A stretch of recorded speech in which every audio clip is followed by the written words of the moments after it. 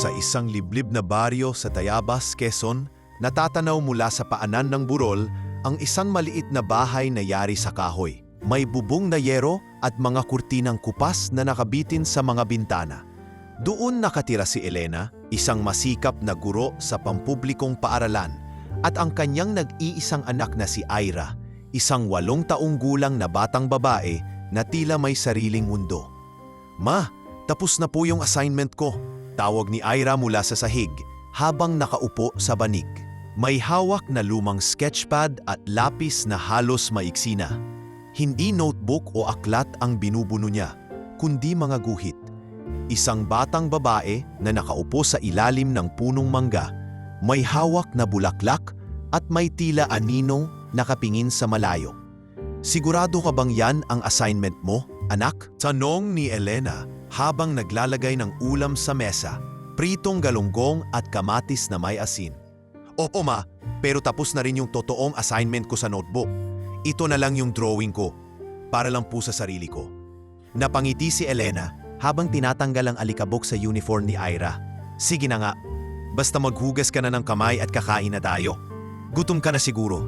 Sa simpleng hapunan nilang mag-ina, may kasamang tawa at kwento.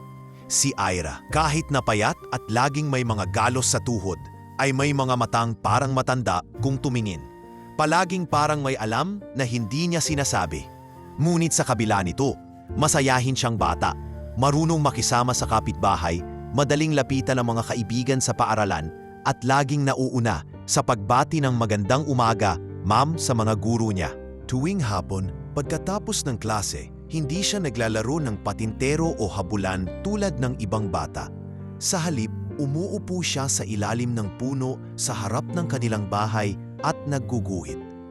Ayon kay Elena, mula nang matutong humawak ng lapis si Ira, ay mas pinili nitong ipinta sa papel ang kanyang nararamdaman kaysa sabihin ito. Isang araw, habang naglalakad pa uwi si Elena mula sa eskwelahan, nasalubong niya si Aling Beth, ang kapitbahay nilang tsismosa pero may mabuting puso. "Len, alam mo ba, ang talino talaga ng anak mo. Narinig ko yang guro sa kabilang barangay." Pinuri si Ira kasi siya lang daw sa klase ang nakasagot sa tanong tungkol sa kasaysayan. Masiglang kwento ni Aling Beth habang may dalang bayong ng gulay. "Talaga ba, Ate Beth?" "Hindi naman siya nagsabi sa akin," sagot ni Elena. Halatang pinipigilang mapaluha sa tuwa. "Basta yan si Ira, may ibang talino, parang mas matanda pa sa edad niya. Pero may napansin din ako, Len." "Ano naman yun?" tanong ni Elena habang naglalakad na sila sabay papunta sa kanilang bahay. "Ewan ko ba, pero minsan pag tumitingin siya sa akin, parang ang lalim ng mata, parang alam niya yung mga sikreto ko." At sabay silang nagtawanan. Bagamat si Elena ay may bahagyang kaba na hindi niya maipaliwanag. Sa loob ng bahay, nadatnan ni Elena si Ira na nagguguhit ng isang matandang lalaki na hindi niya kilala. Kulubot ang balat, may malalim na mata, at nakatingin sa isang kabaong. Napakunot noo si Elena. "Sino yan, anak?" tanong niya habang pinapanood ang dahan-dahang pagguhit ng anak. "Wala po, ma. Napanaginipan ko lang siya kagabi." Hindi na nagtanong pa si Elena. Pero habang nililigpit niya ang mga laruan ng anak, napansin niyang marami ng drawing si Ira na may kinalaman sa kalungkutan. Mga taong umiiyak, mga taong naglalakad mag-isa, at sa isa pang pahina ay may batang babae na may lobo sa kamay at ang lobo ay unti-unting lumilipad papalayo. Sa paaralan naman, pinupuri siya ng mga guro, hindi lang dahil sa galing sa klase, kundi sa kabaitang ipinapakita niya sa mga kaklase. Isa siyang bata na marunong makinig, hindi nangingibabaw, pero palaging naroroon para sa iba. Subalit kahit ganoon, may mga pagkakataong bigla na lang siyang natitigilan habang nakatingin sa malayo. "Ira, okay ka lang?" tanong ng teacher niyang si Ma'am Lorna habang nagtuturo ng science. "Opo, ma'am. May naalala lang po ako," sagot ni Ira, sabay balik sa pagsusulat. Sa isang family day, dinala ni Elena si Ira sa eskwelahan. Habang ang ibang bata ay naglalaro at kumakanta, si Ira ay nakaupo sa gilid. Pinagmamasdan ang paligid at tahimik na nagguguhit. Nilapitan siya ng isang batang lalaki. "Anong ginagawa mo dyan?" tanong ng batang si Ken. "Gumuguhit ako ng mga alaala," sagot ni Ira. Ha? Hindi pa naman nangyayari yan ah. Sagot ng bata, sabay turo sa drawing ni Ira na may batang babae na nakahiga sa loob ng kahon. Napalingon si Elena sa kanila at napansin ang drawing. Natigilan siya. Ira, bakit mo yan iginuhit? Tanong niya habang nanginginig ang boses. Ma, minsan kasi, napapanaginipan ko yung mga hindi pa nangyayari. Sabi ni Nanay Beth, baka swerte daw yun. Pero hindi naman ako sigurado. Natahimik si Elena. Gusto niyang ituring na laro lang ito o guni-guni. Pero may bahagi sa kanyang puso na hindi mapakali.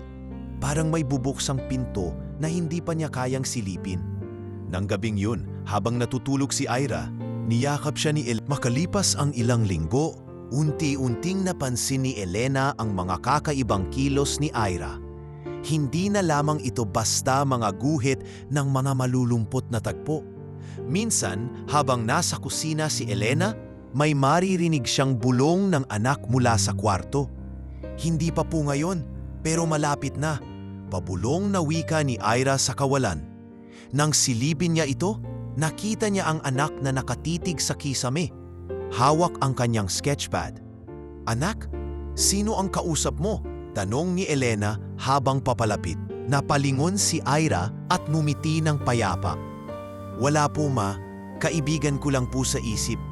Napatigil si Elena sa kinatatayuan. Hindi naman bago sa mga bata ang magkaroon ng imaginary friend. Pero iba ang pakiramdam niya. May lungkot sa mga mata ni Ira na parang hindi bata ang may dala. Kinabukasan, habang nag-aalmusal sila, tinanong niya ulit ang anak. Ira, ano yung sinasabi mong hindi pa ngayon pero malapit na? Maingat na tanong ni Elena habang nagsasali ng gatas sa baso ng anak. Naalala niyo po ma, yung batang natagpuan ni Tatay Bert sa may ilog noong isang linggo? Yung nalunod? Oo, bakit? Bago po siya mamatay, nanaginip po ako na may batang umiiyak sa tubig. Hindi ko alam kung sino siya, pero pagkagising ko, nabalitaan ko yung nangyari. Napabitaw si Elena sa hawak niyang kutsara. Anak, siguro napapraning ka lang. Masyado kang nag-iisip. Pero ngumiti lang si Ira at saka tahimik na bumalik sa pagkain. Wala siyang dagdag, wala ring paliwanag. Subalit sa mga sumunod na araw, dumami ang ganitong kwento ni Ira. Sa kanyang mga drawing, makikita ang mga eksenang tila totoo. Isang babaeng nakahandusay sa daan, isang sunog sa palengke, isang batang umiiyak habang papalayo sa kanyang ina. Wala sa mga ito ang totoo sa kasalukuyan. Ngunit 2 linggo matapos ang sunog na iginuhit ni Ira, nagliyab ang lumang karinderya ni Aling Nida sa kabilang baryo. At noon ay nagsimulang maniwala si Elena na hindi na ito basta larong pambata. Dahil sa pag-aalala, isang araw ay dinala niya si Ira sa guidance counselor ng paaralan, si Ma'am Karina. Doon, sinuri si Ira sa pamamagitan ng ilang tests, pagsusulat, mga tanong sa enyusyon at drawing interpretation. Hindi ko sinasabi na may sakit ang alak mo, Elena, wika ni Ma'am Karina habang nasa loob sila ng faculty room. Pero may malalim siyang empathy. May mga bata talagang mas malalim ang pagdama aysa sa ordinaryo. Parang sponge, sinasalo lahat ng nararamdaman ng paligid. Ibig mong sabihin, hindi ito masama? Tanong ni Elena. Pilit na inuunawa ang sitwasyon. Hindi naman, pero kung pababayaan, baka maapektuhan ang sarili niyang emosyon. Kailangan niya ng outlet at mukhang iyon ay ang kanyang pagguhit. Hindi pa rin nakontento si Elena. Kaya naman humingi siya ng referral papunta sa isang child psychologist sa lungsod. Pinuntahan nila ang klinika ni Dr. Bernales sa Lucena City. Isang maaliwalas na lugar na may mga laruan, kulay pastel na dingding, at mababait na staff. Pinagtagpo ng bata at ng psychologist.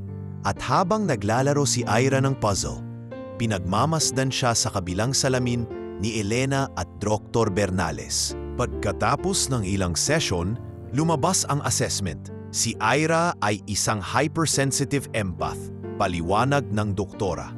Walang magic dito. May mga bata na mas tumatalas ang instinct kapag nakakaranas ng trauma sa murang edad. Sabi mo, hindi niya nakilala ang ama niya? Ibig sabihin, Maaaring yun ang isa sa mga ugat ng ganitong uri ng pagdama niya.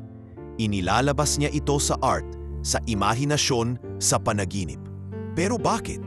Bakit parang masyado niyang alam ang mangyayari? Tanong ni Elena habang naiiyak na sa kaba. Hindi ito premonition, Elena. Projection ito. Galing sa trauma, anxiety at labis na awareness sa paligid. Hindi siya manghuhula, pero ramdam niya ang lungkot at sakit sa paligid. At ginagawa niyang imahe iyon sa utak niya. Para sa kanya, totoo iyon. Sa kabila ng paliwanag, hindi pa rin maalis sa puso ni Elena ang takot. Minsan, sa gabi, nagigising siya sa bulong ni Eira sa sarili. At mas madalas na nitong bangungutin. "Huwag mong buksan ang kahon, Mama. Huwag mo munang biksan." Kahon, kabaong, mga salitang tila iisang pinatutunguhan. Nagpupumilit si Elena na huwag itong pansinin, pero ang bawat araw ay parang gumuguhit sa kanya ng bagong kaba. Isang hapon sa gitna ng ulan, binisita ni Elena ang luma nilang baul sa ilalim ng hagdan. Binuksan niya ito at kinuha ang isang lumang picture frame. Larawan iyon nila ni Marco, ang lalaking minahal niya noon at ama ni Eira. Hindi niya kailanmang ipinakilala si Marco sa kanyang anak. Hindi niya rin kailanmang binanggit ang pangalan nito. Ngunit sa gabing iyon, habang tinatanggal niya ang alikabok sa larawan, lumapit si Eira. "Siya ba si Papa?" Napatigil si Elena. Halos matanggal niya ang hawak sa frame. "Anak, bakit mo nasabi yan?" Kasi po, siya yung madalas kong mapanaginipan. Lagi po siyang nakatingin sa akin. Malungkot po siya, Ma. Napaluha si Elena. Hindi niya alam kung paano ito sasagutin. Lalong lumalim ang pangamba niya. Hindi lang dahil sa mga panaginip ni Eira, kundi dahil sa katotohanang tila alam ng bata ang mga bagay na kailanman ay hindi itinuro sa kanya. At sa bawat guhit na ginagawa ni Eira, mas lalo pang lumilinaw ang isang senaryo na hindi pa man nangyayari, pero parang unti-unting sumusulpot sa bawat araw nilang mag-ina. Hindi na matahimik si Elena sa mga sumunod na linggo. Parang isang bubog ang bawat tanong ni Eira tungkol sa lalaking hindi niya kailanman inilahad. Sa dami ng kaniyang piniling limutin, ngayoy unti-unti itong binubungkal ng anak niyang tila may di maipaliwanag na koneksyon sa nakaraan. Isang umaga ng Sabado, habang tulog pa si Eira, nagdesisyon si Elena na balikan ang ilang lumang gamit na matagal na niyang isiniksik sa ilalim ng kama. Mga liham, larawan, at diaries noong kabataan niya. Isa-isang sinuyot ng kaniyang mga daliri ang mga papel hanggang sa mahulog mula sa isang envelope ang isang maliit na kwintas na pilak. May palawit na simpleng titik M. Napaupo siya sa gilid ng kama.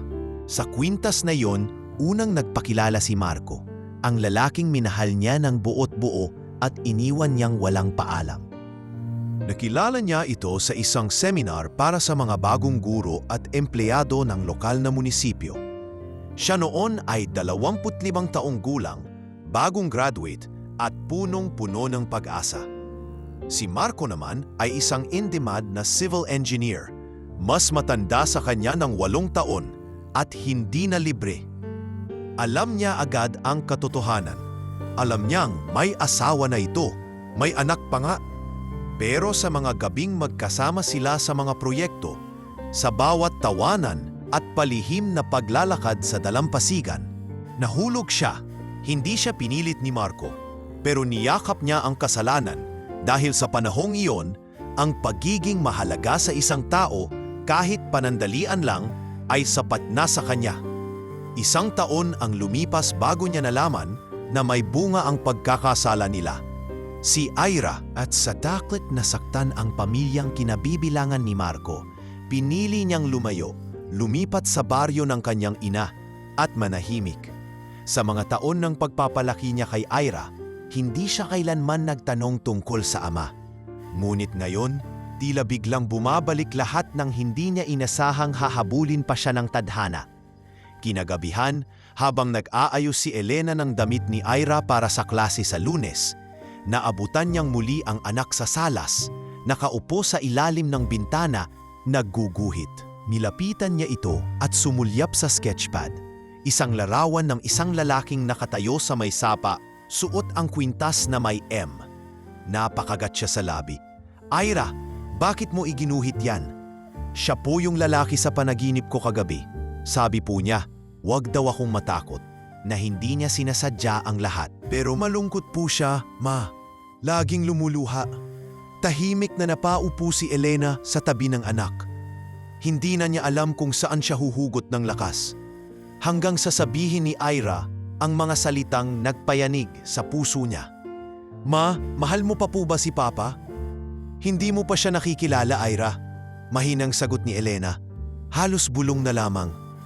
Pero alam ko pong may parte siya sa puso niyo. Kasi po nararamdaman ko, kahit hindi niyo po sabihin." Muling tumulo ang luha ni Elena. Hindi dahil sa galit, kundi dahil sa sakit ng katotohanang mas matalino ang anak kaysa sa inaasahan niya. Mas ramdam nito ang katotohanan kaysa sa mga matatanda sa paligid. Kinabukasan, muling bumisita si Elena sa guidance counselor ng paaralan. Hiniling niyang madala si Ira sa isang mas regular na counseling upang matutunang i-regulate ang emosyon. Pero imbes na psychologist lang ang lapitan niya, pinuntahan na rin niya ang simbahan sa kabilang bayan at kinausap si Sister Ramona, isang madre na kilalang tagapayo ng mga kabataan. Habang nakaupo sila sa hardin ng kumbento, ibinuhos ni Elena ang lahat. "Hindi ko po alam kung paano ko hahawakan ang ganitong klasing bata, Sister. Hindi ko rin alam kung kailan ko sasabihin ang totoo sa kanya. Tapos, lahat ng ito, parang may kahulugan. Mga guhit, panaginip, mga salitang lumalabas sa bata na parang hindi galing sa kanya." Tahimik na tinignan siya ni Sister Ramona, saka muling nagsalita. "Ang mga batang tulad niya, Elena, ay hindi madalas nating maintindihan sa simula. Pero tandaan mo, hindi sa lahat ng oras dapat tayong magturo. Minsan, kailangan lang natin silang pakinggan." Tumango si Elena, pero bakas pa rin ang pagkalito. Ang tanong niya sa sarili ay lumalalim. Kung hindi na sapat ang mga paliwanag ng doktor, ng guro, ng madre, saan siya kukuha ng tunay na sagot? Pag-uwi niya ng bahay, nadatnan niyang nakatulog si Ira sa sala, nakapatong sa dibdib ang sketchpad. Marahan niya itong kinuha at binuklat ang huling pahina. Doon niya nakita ang nakagugulat na imahe. Si Ira, nakahiga sa isang hospital bed. Hawak ang kamay ni Elena, habang sa bintana ay may lalaking nakasilip. May suot na kwintas. Hindi niya alam kung ano ang mas mabigat. Ang posibilidad na may sakit si Ira na hindi niya pa natutuklasan, o ang unti-unting pagbubukas ng mga pintuang hindi na sana niya babalikan pa. At sa gabing iyon, habang nakaupo siya sa tabi ng anak, at pinagmamasdan ang malalim nitong tulog, isang desisyon ang nabuo sa puso niya. Kailangan na niyang harapin ang nakaraan. Kailangan na niyang hanapin si Marco. Hindi para sa sarili niya. Hindi para sa pag-uulang na pilit niyang pinupunuan. Kundi para sa batang si Ira na tila mas kilala ang buong kwento kaysa sa kanyang mismong gumawa nito. Isang linggo ng umaga, kasabay ng tahimik na patak ng ulan sa yero ng bubong, nag-empake si Elena ng mga lumang gamit. Matapos ang mga guhit ni Ira at ang lalaking paulit-ulit na lumilitaw sa sketchpad ng anak, napagtanto niyang oras na para tuklasin ang mga piraso ng nakaraan na matagal na niyang ikinubli. Isiniksik niya sa lumang bag ang ilang larawan, mga lumang sulat at ang kwintas na may letrang M.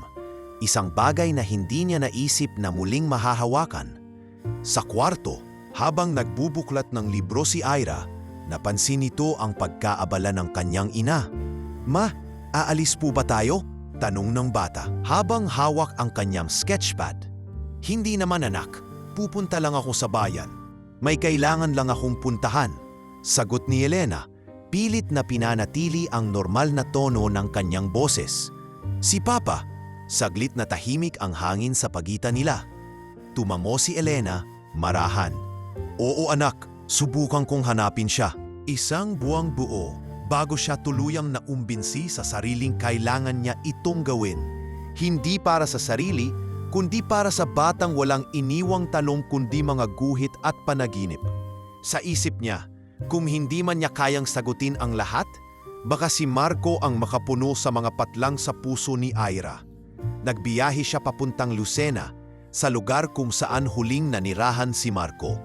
Matagal na ang huli nilang komunikasyon at wala na siyang malinaw na kaalaman kung saan ito nagtatrabaho ngayon. Dinala siya ng paa sa Municipal Engineering Office kung saan dati itong regular na empleyado. Sa luma nitong records, nakasaad na lumipat ito ng trabaho sa isang private firm sa Maynila. Ngunit may isang address na naiwan, ang address ng legal na tahanan nito. Kinabukasan, sinubukan ni Elena puntahan ang lugar, isang matataas na bakod, gate na bakal at matitinik na halaman ang sasalubong sa sinumang bisita. Sa likod ng rehas, lumabas ang isang babae. Elegante, may suot na robe at malamig ang tibig. Ito na nga siguro ang legal na asawa ni Marco. Magandang araw po, ako po si Elena, kaibigan ni Marco noon pa. Marahang pambungad ni Elena. Anong kailangan mo kay Marco? Malamig na sagot ng babae habang nakapamaywang. Gusto ko lang o sana siyang makausap tungkol sa isang mahalagang bagay. Pilit na pagpipigil ni Elena sa pagkatigatig ng kanyang damdamin. Hindi agad sumagot ang babae, pero maya-maya'y sumara ito ng pinto. Ilang minuto ang lumipas bago muling bumukas ang gate at mula sa loob lumabas si Marco, bitbit ang isang tasa ng kape, naka-t-shirt at short. Tumigil siya sa paghakbang nang magtama ang kanilang mga mata. Elena, tila hindi makapaniwala ang tono ng kanyang boses. Marco, kailangan nating mag-usap. Sagot ni Elena, pinipilit maging matatag. Nagkita sila sa isang maliit na coffee shop malapit sa subdivision. Doon, sa loob ng air-conditioned na silid na may mga hanging halaman at lumang love song sa background, muling nagsalubong ang 2 taong ilang taon nang hindi nagkakausap. Elena, bakit ngayong ka lang lumitaw? Ano bang? Hindi ako nandito para sa drama, Marco. Putol ni Elena sa tinig ng lalaki. May anak tayo, babae, 8 taong gulang. Napalunok si Marco. Namutla siya at halos mabitawan ang kape. Hindi mo sinabi noon. Pinili mong mawala na lang. Dahil ayokong sirain ang pamilya mo. Dahil ayokong may masaktan. Pero ngayon, kailangan ka niya. Doon humupa ang tensyon. Umabot ng mahigit 2 oras ang kanilang pag-uusap. Inilahad ni Elena ang lahat, kung paanong lumaki si Ira, ang mga guhit nito, ang mga panaginip, ang mga katagang binibigkas ng bata sa gitna ng kanyang pagtulog. Parang may alam siya, Marco. Parang kilala ka niya. Kahit hindi ko man kailanman binanggit ang pangalan mo. Hindi agad nakapagsalita si Marco. Tila tinamaan siya ng pagkakakilanlan. Dahan-dahan niyang inilabas mula sa kanyang wallet ang isang maliit na larawan, isang drawing ng batang babae na may hawak na bulaklak. Alam mo ba, ilang beses ko nang napanaginipan ang isang batang ito. Hindi ko maintindihan noon, pero ngayon, sigurado ako, siya yun. Tahimik na namayani sa pagitan nila. Sa dami ng hindi nasabi noon, na yun ito pilit isinisiksik sa pagitan ng mga hikbi at tanong. Bago sila maghiwalay, tinanong ni Marco, pwede ko ba siyang makita? Bibigyan kita ng oras, pero Marco, may asawa ka, may anak ka. Hindi ko nilalapit si Ira para sirain yun. Gusto ko lang, makilala mo siya. At sana, maramdaman niya na hindi siya iniwan.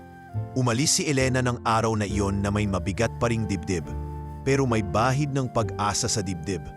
Pagbalik niya sa baryo, nadatnan niya si Ira na may bagong guhit.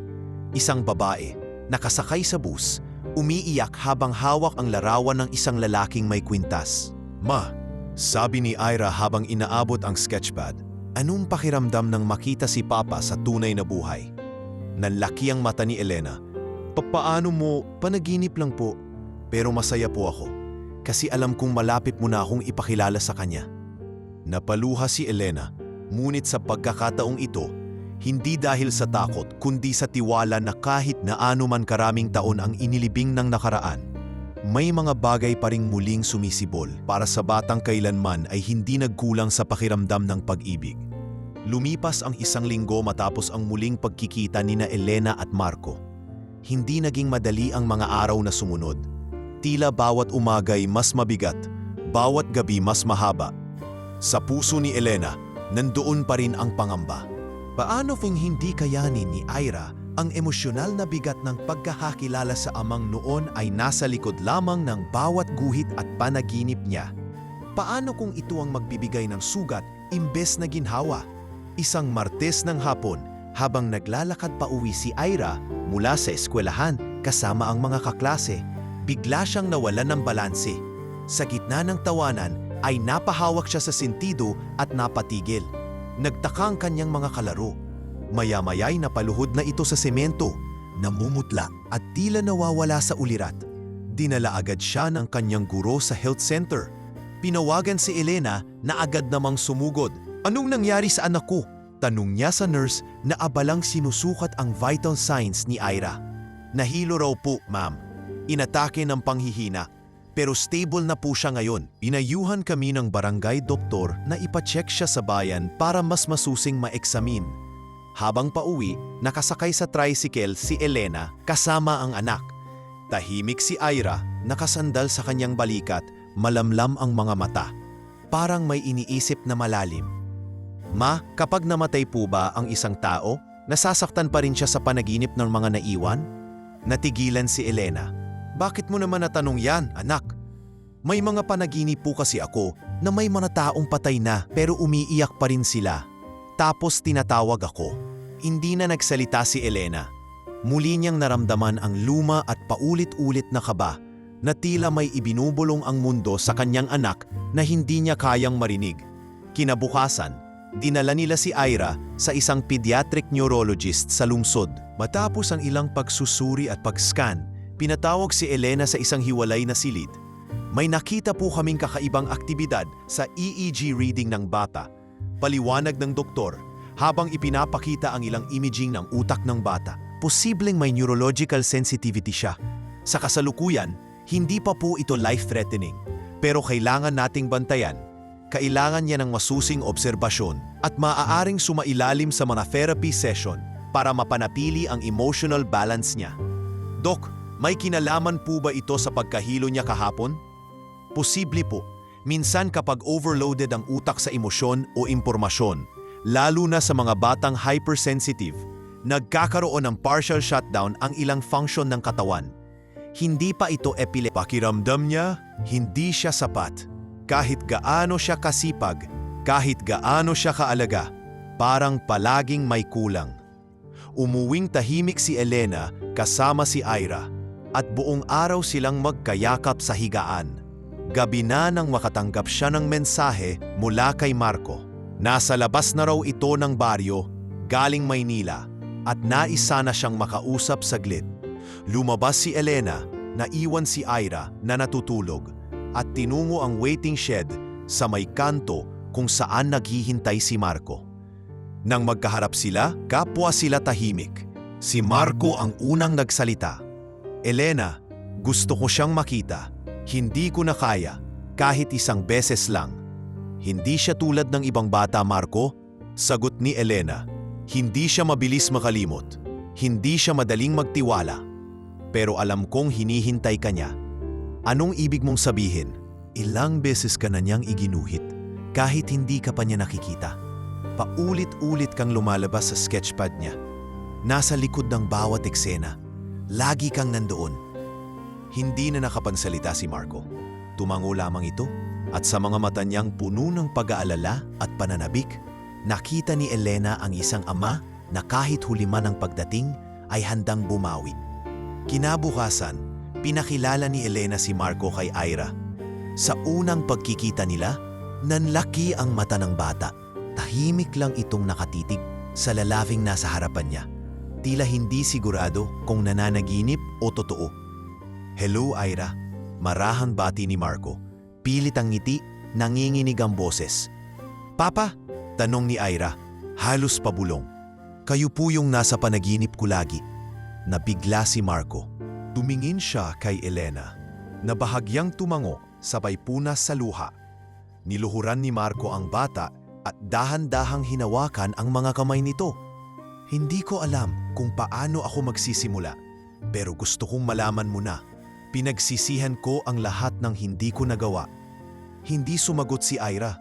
Sa halip, yumakap ito sa kanya. Mahigpit, parang takot itong mawala ang sandaling iyon. Matagal ko na po kayong hinihintay. Bulong ng bata sa balikat ni Marco. Akala ko hindi niyo ako hahanapin. At doon, sa simpleng silid ng kanilang bahay na gawa sa kahoy at yero, nabuo ang isang tagpo na kailanmay hindi inakalang darating. Ang muling pagkilala ng isang ama sa anak na hindi niya alam kung paano sisimulan mahalin at ang pagtanggap ng isang batang tila matagal nang alam ang lahat pero kailanman ay hindi nawalan ng pag-asa. Sa gabing iyon, hindi nagguhit si Ira. Hindi rin ito nagkwento ng panaginip. Sa halip, mahimbing itong natulog sa gitna ng kanyang mga magulang. At sa unang pagkakataon sa matagal na panahon, walang itim na ibong dumapo sa kanyang bintana. Hindi nagtagal ang katahimikang iyon. Makalipas lamang ang 3 araw, matapos magkita sina Ira at Marco, kumalat ang balita na bumisita ito sa baryo. Ang balitang inaakala ni Elena na mananatili lamang sa loob ng kanilang 4 na sulok ay umabot sa Maynila. Sa mismong tahanan ni Margo, ang legal na asawa ni Marco. Isang gabi habang naghahapunan sina Elena at Ira, may matinis na katok sa pinto. Nang buksan ni Elena, tumamban sa harap niya ang isang babaeng elegante, nakasuot ng dark green blazer at itim na slacks. Ang buhok ay nakapusod ng mahigpit. Sa likod nito ay may driver na nakamasid at may isang babaeng nakasombrero na tila kasama rin niya. Margo, mahina ngunit matatag na sambit ni Elena. Hindi ko inaasahan na ganito mo ko sisirain. Mariing sagot ng babae, diretso ang tingin, walang ni isang pirasong emosyon sa mukha. Hindi kita sinira, sagot ni Elena.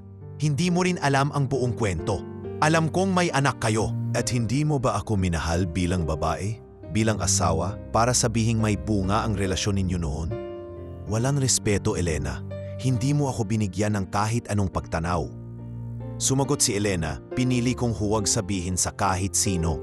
Iniwan ko si Marco noon, walang kahit anong habol. Ako lang ang lumayo, walang kahit anong intensyon na guluhin kayo. Walang intensyon, pero ngayon, nandito siya sa inyo. Nagpapanggap na ama sa anak ninyong walang kamalay-malay. Narinig ni Ira ang maingay na pag-uusap at dahan-dahang sumilip sa pintuan ng kwarto. Nakita siya ni Margo at natigilan sa saglit. Ang bata, payat, marikit ang mga mata at mapagmasid. May kaparehong pilamsik sa mga mata nito, tila mata ni Marco. Siya ba? Tanong ni Margo, sabay turo kay Ira. Hindi na nakasagot si Elena. Si Ira na mismo ang lumapit. Ako po si Ira. Tila napako ang tingin ni Margo sa bata. Nanginig ang labi niya. Sa kabila ng galit, may bahid ng pagkabigla sa damdamin niya. Ngunit hindi niya hinayaang manaig iyon. Hindi mo ba naiisip, Elena, kung gaano mo sinira ang pamilya ko? Ngayon, mas lalo pa, dadagdagan mo pa ng anak? Margot, hindi siya kasalanan. Bata siya. Hindi siya humiling na mabuhay sa ganitong sitwasyon. Sagot ni Elena, nanginginig ang boses. Walang salitang lumabas kay Margo sa loob ng ilang segundo. Huminga ito ng malalim at naglakad palayo. Hindi pa ito tapos. Hindi ko hahayaang pumasok kayo sa buhay namin na parang walang nangyari. Wika niya bago sumakay sa kotse. Umalis ang sasakyan sa alikabok ng hating gabi at naiwan si Elena na yakap-yakap si Ira sa labas ng kanilang bahay. Ramdam niyang magsisimula na ang unos na pinipilit niyang iwasan sa loob ng halos 1 dekada. Kinabukasan, hindi na sumipot si Marco. Hindi ito sumasagot sa mga mensahe ni Elena at ilang araw ding hindi nagpaparamdam. Si Ira naman, sa kabila ng lahat, ay tahimik lang. Hindi nagtatanong, hindi umiiyak, pero kitang-kita sa kanyang mga mata ang pagkabasag ng kanyang inaasam na bagong kabanata. Isang hapon, habang nasa sala si Elena, nakita niyang muling nagguguhit si Ira. Tahimik, hindi na parang dati. Kapansin-pansin ang bigat sa bawat guhit ng lapis. Lumapit siya at sinilip ang ginagawa ng anak. Isang drawing. Si Marco, nakatalikod. Sa likod niya ay si Ira, nakahawak sa kanyang kwintas, umiiyak. Anak, ma, di ba kapag mahal ka ng isang tao, kahit may iba siya, Babalikan ka pa rin niya? Napaluha si Elena. Hinawakan niya ang pisngi ng anak. Oo anak, pero minsan kahit mahal ka ng isang tao, may mga bagay sa mundo na mas malakas kaysa sa pagmamahal. Parang asawa? Inosenteng tanong ng bata. Tumango si Elena. Parang asawa, parang takot, parang kahapon na hindi mo mabura. Makalipas ang ilang araw, ipinatawag si Elena sa barangay hall. Doon niya natanggap ang isang liham ng paunang hakbang para sa legal na aksyon. Si Margot, sa tulong ng kanilang abogado, ay nagsumite ng reklamo, hindi para sa karapatan sa bata, kundi bilang pagsira raw sa reputasyon ng pamilya at para hadlangan si Marco sa pagsapaw ng obligasyon. Lalong nabigla si Elena. Hindi niya akalaing mauuwi sa ganito. Wala siyang balak habulin si Marco. Wala rin siyang hangaring manggulo. Ngunit ngayon, tila itinulak siyang ipaglaban hindi ang sarili, kundi ang karapatan ng anak niyang walang ibang nais kundi makilala ang ama. Dumaan pa ang ilang araw. Sa loob ng bahay, tila mabigat ang bawat hakbang. Si Elena, laging tulala. Si Ira, mas piniling huwag magsalita. Hanggang isang gabi, habang umuulan, muling lumapit ang bata sa ina. Ma, may panaginip po ako. Anong panaginip anak? Nasa burol po ako, may kabaong, pero wala akong iyak. Kasi po, alam kong wala na akong dapat hintayin. Niyakap siya ni Elena ng mahigpit. Nanginig siya sa malamig na ulan at sa bigat ng mga salitang hindi na dapat sinasambit ng isang batang 8 lang ang edad. Alam niyang unti-unti nang nadudurog si Ira sa sakit ng mundo ng matatanda. At sa loob ng pusong pinilit maging matatag sa kabila ng lahat, naisip ni Elena hindi siya papayag, hindi siya titigil. Kung hindi man niya mapilit si Marco at kung pipiliin nitong manatili sa katahimikan ng legal na obligasyon, siya na lang ang sasalo sa lahat ng sakit. Siya na lang ang magpapatatag. Para kay Ira, para sa batang sa murang edad ay natututo ng masaktan, maghintay, at tuluyang masanay sa pagkawala. Makalipas ang 2 linggo, unti-unting bumalik ang panlabas na katahimikan sa bahay nina Elena at Ira. Ngunit sa loob, isang tila di namamalayang bagyo ang patuloy na humahampas sa bawat sulok ng damdamin ng mag-ina. Hindi na muling bumisita si Marco at ang tanging naiwan sa kanila ay alaala ng ilang araw na tila pangarap lamang. Sa paningin ni Elena, mas lalong lumalim ang pananahimik ni Ira at mas madalas na itong magkulong sa kwarto kasama ang kanyang sketchpad. Isang hapon habang naglalabas sa likod bahay, napansin ni Elena na hindi pa rin lumalabas si Ira mula umaga. Karaniwan ay bumababa ito tuwing 7:00 para kumain at maghanda sa klase. Ngunit ngayon ay tahimik ang buong itaas ng bahay. Ira, tawag niya mula sa hagdan. Anak, bumaba ka na? Malamig ang sinangag ngayon, oh. Walang sagot. Umakyat siya ng marahan at dahan-dahang pinihit ang pintuan ng kwarto ng anak. Nakita niya si Ira na nakahiga pa rin, nakatalokbong ng kumot. Nilapitan niya ito, marahang hinawakan ang balikat. Ira, gising na! Ngunit natigilan siya. Mainit ang katawan ng bata, labis ang init, nanggigigil. Nang ilahad niya ang kamay sa noo nito, halos mapaatras siya sa init na tila naglalagablab. Anak! Ira! Sigaw ni Elena. Nanginginig ang boses. Bahagyang iminulat ni Ira ang mata. Ma, masakit po ulo ko. Agad na nagsuot si Elena ng pambahay, kinarga si Ira at sumugod sa health center. Ngunit sa tindi ng lagnat, agad silang ni-refer sa provincial hospital sa bayan. Sa loob ng ambulansya, habang yakat ni Elena ang pawisang katawan ng anak, hindi na niya pinigilan ang luha. Tila muli siyang binalikan ng lahat.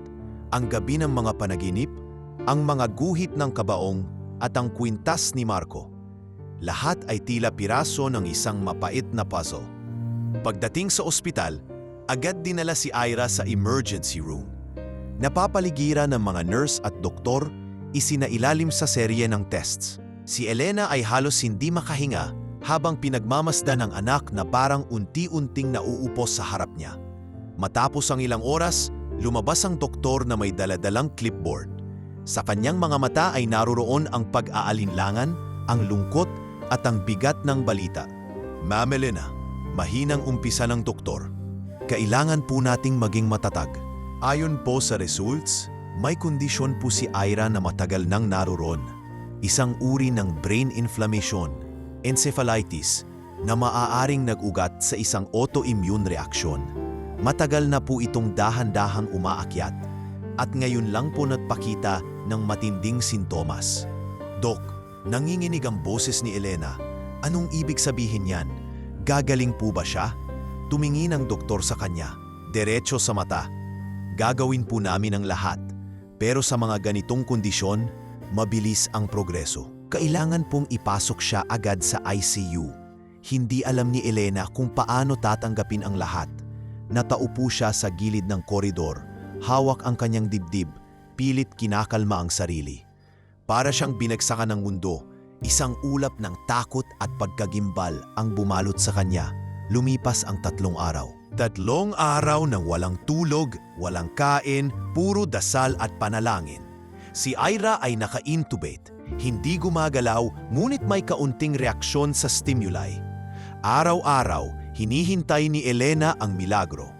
Hinawakan niya ang kamay ng anak, kinakausap kahit walang kasiguraduhang naririnig siya. Ira, anak ko, kung pwede lang ako na lang ang magkasakit. Kung pwede lang, ipasa mo na lang sa akin lahat. Wag lang ikaw, hindi kita kayang mawala. Isang gabi ng Sabado, habang nakatulog si Elena sa tabi ng kama ni Ira, may mahigpit na pagpisil sa kanyang kamay. Nagmulat siya. Si Ira, bahagyang nakadilat. Ma! Anak ma! Mabilis siyang yumuko. Hinawakan ang mukha nito. May iiwan ako, ma. Mahinang bulong ni Ira. Anong iiwan, anak? Huwag kang magsalita ng ganyan. Hindi po lahat ng bagay naiintindihan. Pero ang pagmamahal, nararamdaman kahit wala na tayo. Tumulo ang luha ni Elena habang humahalik sa noo ng anak. Ira, mahal na mahal ka ni Mama. Huwag mong isipin yung mga bagay na ganyan. Lalaban tayo, anak. Lalaban tayo. Ngunit kinabukasan habang madilim pa ang langit at nagsisimula palang tumugtog ang unang simoy ng umaga, isang nurse ang lumapit kay Elena. Nasa labas siya ng ICU noon, nagkakape. At pilit pinatitibay ang sarili. Ma'am, mahinang tawag ng nurse. Agad na napansin ni Elena ang lungkot sa mga mata ng babae. At sa saglit na katahimikang sumunod, alam na niya, hindi na kailangan ng paliwanag. Pumasok siya sa loob ng silid at nakita ang katawan ng anak na wala ng galaw. Wala nang tunog ang monitor. Tahimik ang buong silid. Nandoon si Ira, mukhang mahimbing na natutulog, ngunit walang buhay. Napahandusay si Elena sa sahig. Umiyak siya ng buong lakas, buong lungkot, buong pagkawasak ng isang inang wala nang natitirang sandigan sa mundo. Anak, anak ko. Paulit-ulit niyang sinasambit. Ang ospital ay napuno ng tahimik na pagluha ng mga nurse, ng mga doktor na ginawa ang kanilang makakaya, at ng iisang ina na binuhos ang lahat. Kinabukasan, dinala na sa punerarya ang labi ni Ira, isinilid sa puting kabaong na may bulaklak sa loob. Si Elena, lupaypay na, ay tahimik na naglakad sa likod ng karwahe. Wala na ang lakas ng dating Elena. Wala na ang sigla ng bahay nila. Wala na ang batang may hawak na sketchpad at ngiting kay linaw. Ngunit sa loob ng maliit na bag na iniabot sa kanya ng nurse, may isang lumang sketchpad. Sa huling pahina, isang guhit. Si Elena nakaupo sa harap ng puntod, may hawak na bagong sketchpad. At sa gilid ng pahina, may maikling sulat. Huwag mong isara ang puso mo, ma. Hindi pa ito ang wakas, may iiwan akong sagot. Tahimik ang buong baryo ng Santa Luisa nang dumating ang katawan ni Ira. Ang araw ay tila walang gana, nakatago sa makapal na ulap na kulay abo. At ang hangin ay mabigat, parang alam ng kalikasan na may isang inosenteng buhay ang nawala. Sa maliit na bahay nila Elena, sa mismong sala kung saan madalas magguhit si Ira, inilagak ang puting kabaong na may manipis na kurtinang lace sa gilid. Sa ibabaw nito ay may simpleng bulaklak na galing sa mga kapitbahay. At sa isang sulok ay naroroon ang sketchpad ng bata, bukas sa pahinang may huling mensahe. Isa-isang nagsidating ang mga kapitbahay, ang mga guro sa paaralan, ang mga kaklase ni Ira na nagsuot ng puti at asul na medyas. Tahimik ang mga bata habang nakaupo sa bangkito. Iba sa kanila, hindi pa rin lubos na maintindihan kung anong ibig sabihin ng wala na. Pero ramdam ng lahat ang bigat ng pagkawala. Nasa sulok si Elena, nakaupo sa rocking chair na yari sa kawayan, suot ang itim na duster. Wala siyang luha sa sandaling iyon. Siguro dahil naubos na sa nakaraang gabi. Nakatingin lang siya sa kabaong ng anak. Paulit-ulit na tinititigan ang mukha nito na parang natutulog lamang. Sa tabi niya, nakalapag ang isang pirasong lumang laruan, isang stuffed bunny na pinakamamahal ni Ira. Pagkalipas ng ilang oras, dumating ang isang hindi inaasahang bisita. Isang van ang huminto sa labas ng bahay at bumaba mula rito si Marco. Nakaitim, nakayuko ang ulo at may hawak na puting rosas. Kasunod niya ay si Margo, ang kanyang asawa, at dalawa nilang anak, isang binatilyo at isang dalagita. Kapwa seryoso ang mukha at tila alanganin sa paglapit. Tumayo si Elena, hindi dahil sa galit, kundi sa bugso ng damdaming hindi niya matukoy. Ang pagdating ni Marco ay parang pagsabog ng tahimik na kulog sa lamay. Hindi inaasahan, hindi sigurado kung tanggap, pero hindi rin kayang itaboy. Maaaring hindi ito ang tamang panahon. Marahang wika ni Marco habang inilalagay ang rosas sa ibabaw ng kabaong. Pero hindi ko kayang hindi siya masulyapan sa huling pagkakataon. Walang sinagot si Elena. Tumango lamang siya. Sa kauna-unahang pagkakataon, lumapit si Margo sa tabi niya. At sa halip na insulto o galit, isang mahinang tinig ang lumabas sa kanyang bibig. Hindi ko naintindihan noon, Elena. Ngayon, medyo nakikita ko na kung gaano siya naging mahalaga. Napaluha si Elena. Hindi niya inaasahan yon mula sa babae. Ngunit hindi pa man siya nakakasagot. Isang bagay ang biglang pumunit sa katahimikan ng buong lamay. Isang malakas na kaluskos mula sa bubungan. Maya-maya pa'y isang itim na ibon, isang uwak, ang dumapo mismo sa ibabaw ng kabaong ni Ira. Bumigat ang hangin. Napatigil ang mga tao. Napasigaw ang isa sa mga bata at ang ilan ay napaatras. "Uwak yan! Masamang pangitain yan!" sigaw ng isang matandang babae. Ngunit hindi gumalaw si Elena. Nakatitig lang siya sa ibon. Tahimik. Tila kilala niya ito. Tila matagal na itong parte ng paligid nila. At ngayon lang siya nagkaroon ng lakas para harapin ito. Ang uwak ay hindi gumagalaw. Nakatayo lang ito sa ibabaw ng kabaong. Ang mga matang itim at matalim nakatutok sa mga tao sa paligid. Parang sinisiyasat, parang naghahanap. "Marco!" bulong ni Elena. "Ito yung ibong madalas iguhit ni Ira." "Anong ibig mong sabihin?" tanong ni Marco habang dahan-dahang lumapit sa tabi niya.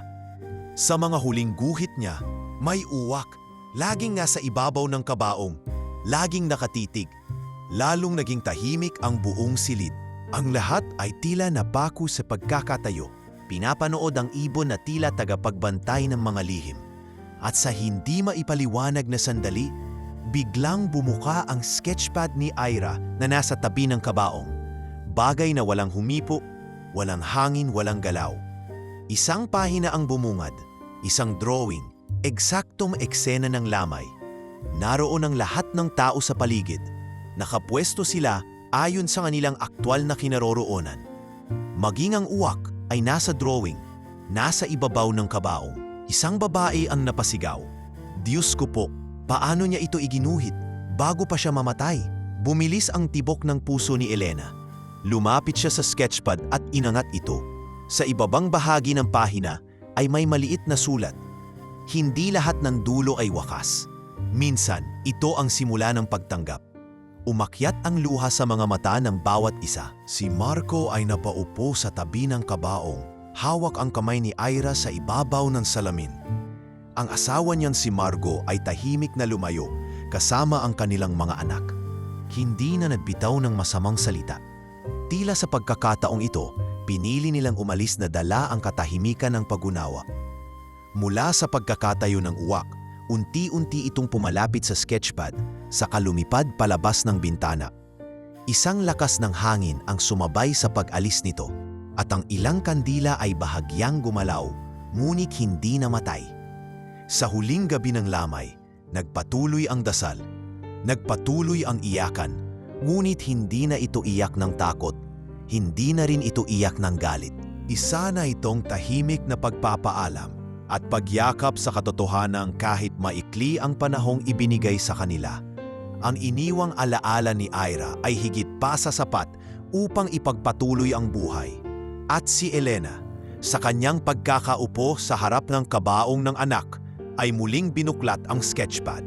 Isa-isa niyang tiningnan ang mga pahina, at sa bawat guhit, nakita niya ang isang mundo kung saan ang sakit ay may kahulugan, ang panaginip ay may babala, at ang pagmamahal ay hindi kayang pigilan ng kamatayan. Tahimik niyang sinabi habang hinahaplos ang takip ng kabaong, "Salamat anak, sa huling guhit mo, natutunan kong hindi ko kailangang unawain ang lahat. Kailangan ko lang tanggapin at patuloy na magmahal." 2 araw matapos ang lubing ni Ira, nanatiling tahimik ang bahay ni na Elena. Wala na ang kabaong sa gitna ng sala. Wala na rin ang mga bisitang dating masiglang nakikiramay, ngunit ngayoy nagbalik na sa kani-kanilang mga buhay. Ang tanging naiwan kay Elena ay ang kanyang sarili, ang mga larawang kabisado na niya kahit nakapikit, at ang lumang sketchpad ng anak. Ngayon ay tinuturing niyang pinakabantay sarado niyang alaala. Nasa kwarto siya ng anak nang muling hawakan ang kuwaderno. Gamit ang pasang bimpo, marahan niyang pinunasan ang takip. Doon nakasulat ang pangalan ni Ira, at sa ilalim ay ang maliit na guhit ng isang bituin. Alam niya na para kay Ira, ang mga bituin ay simbolo ng liwanag sa dilim. Isa-isa niyang pinuklat ang mga pahina.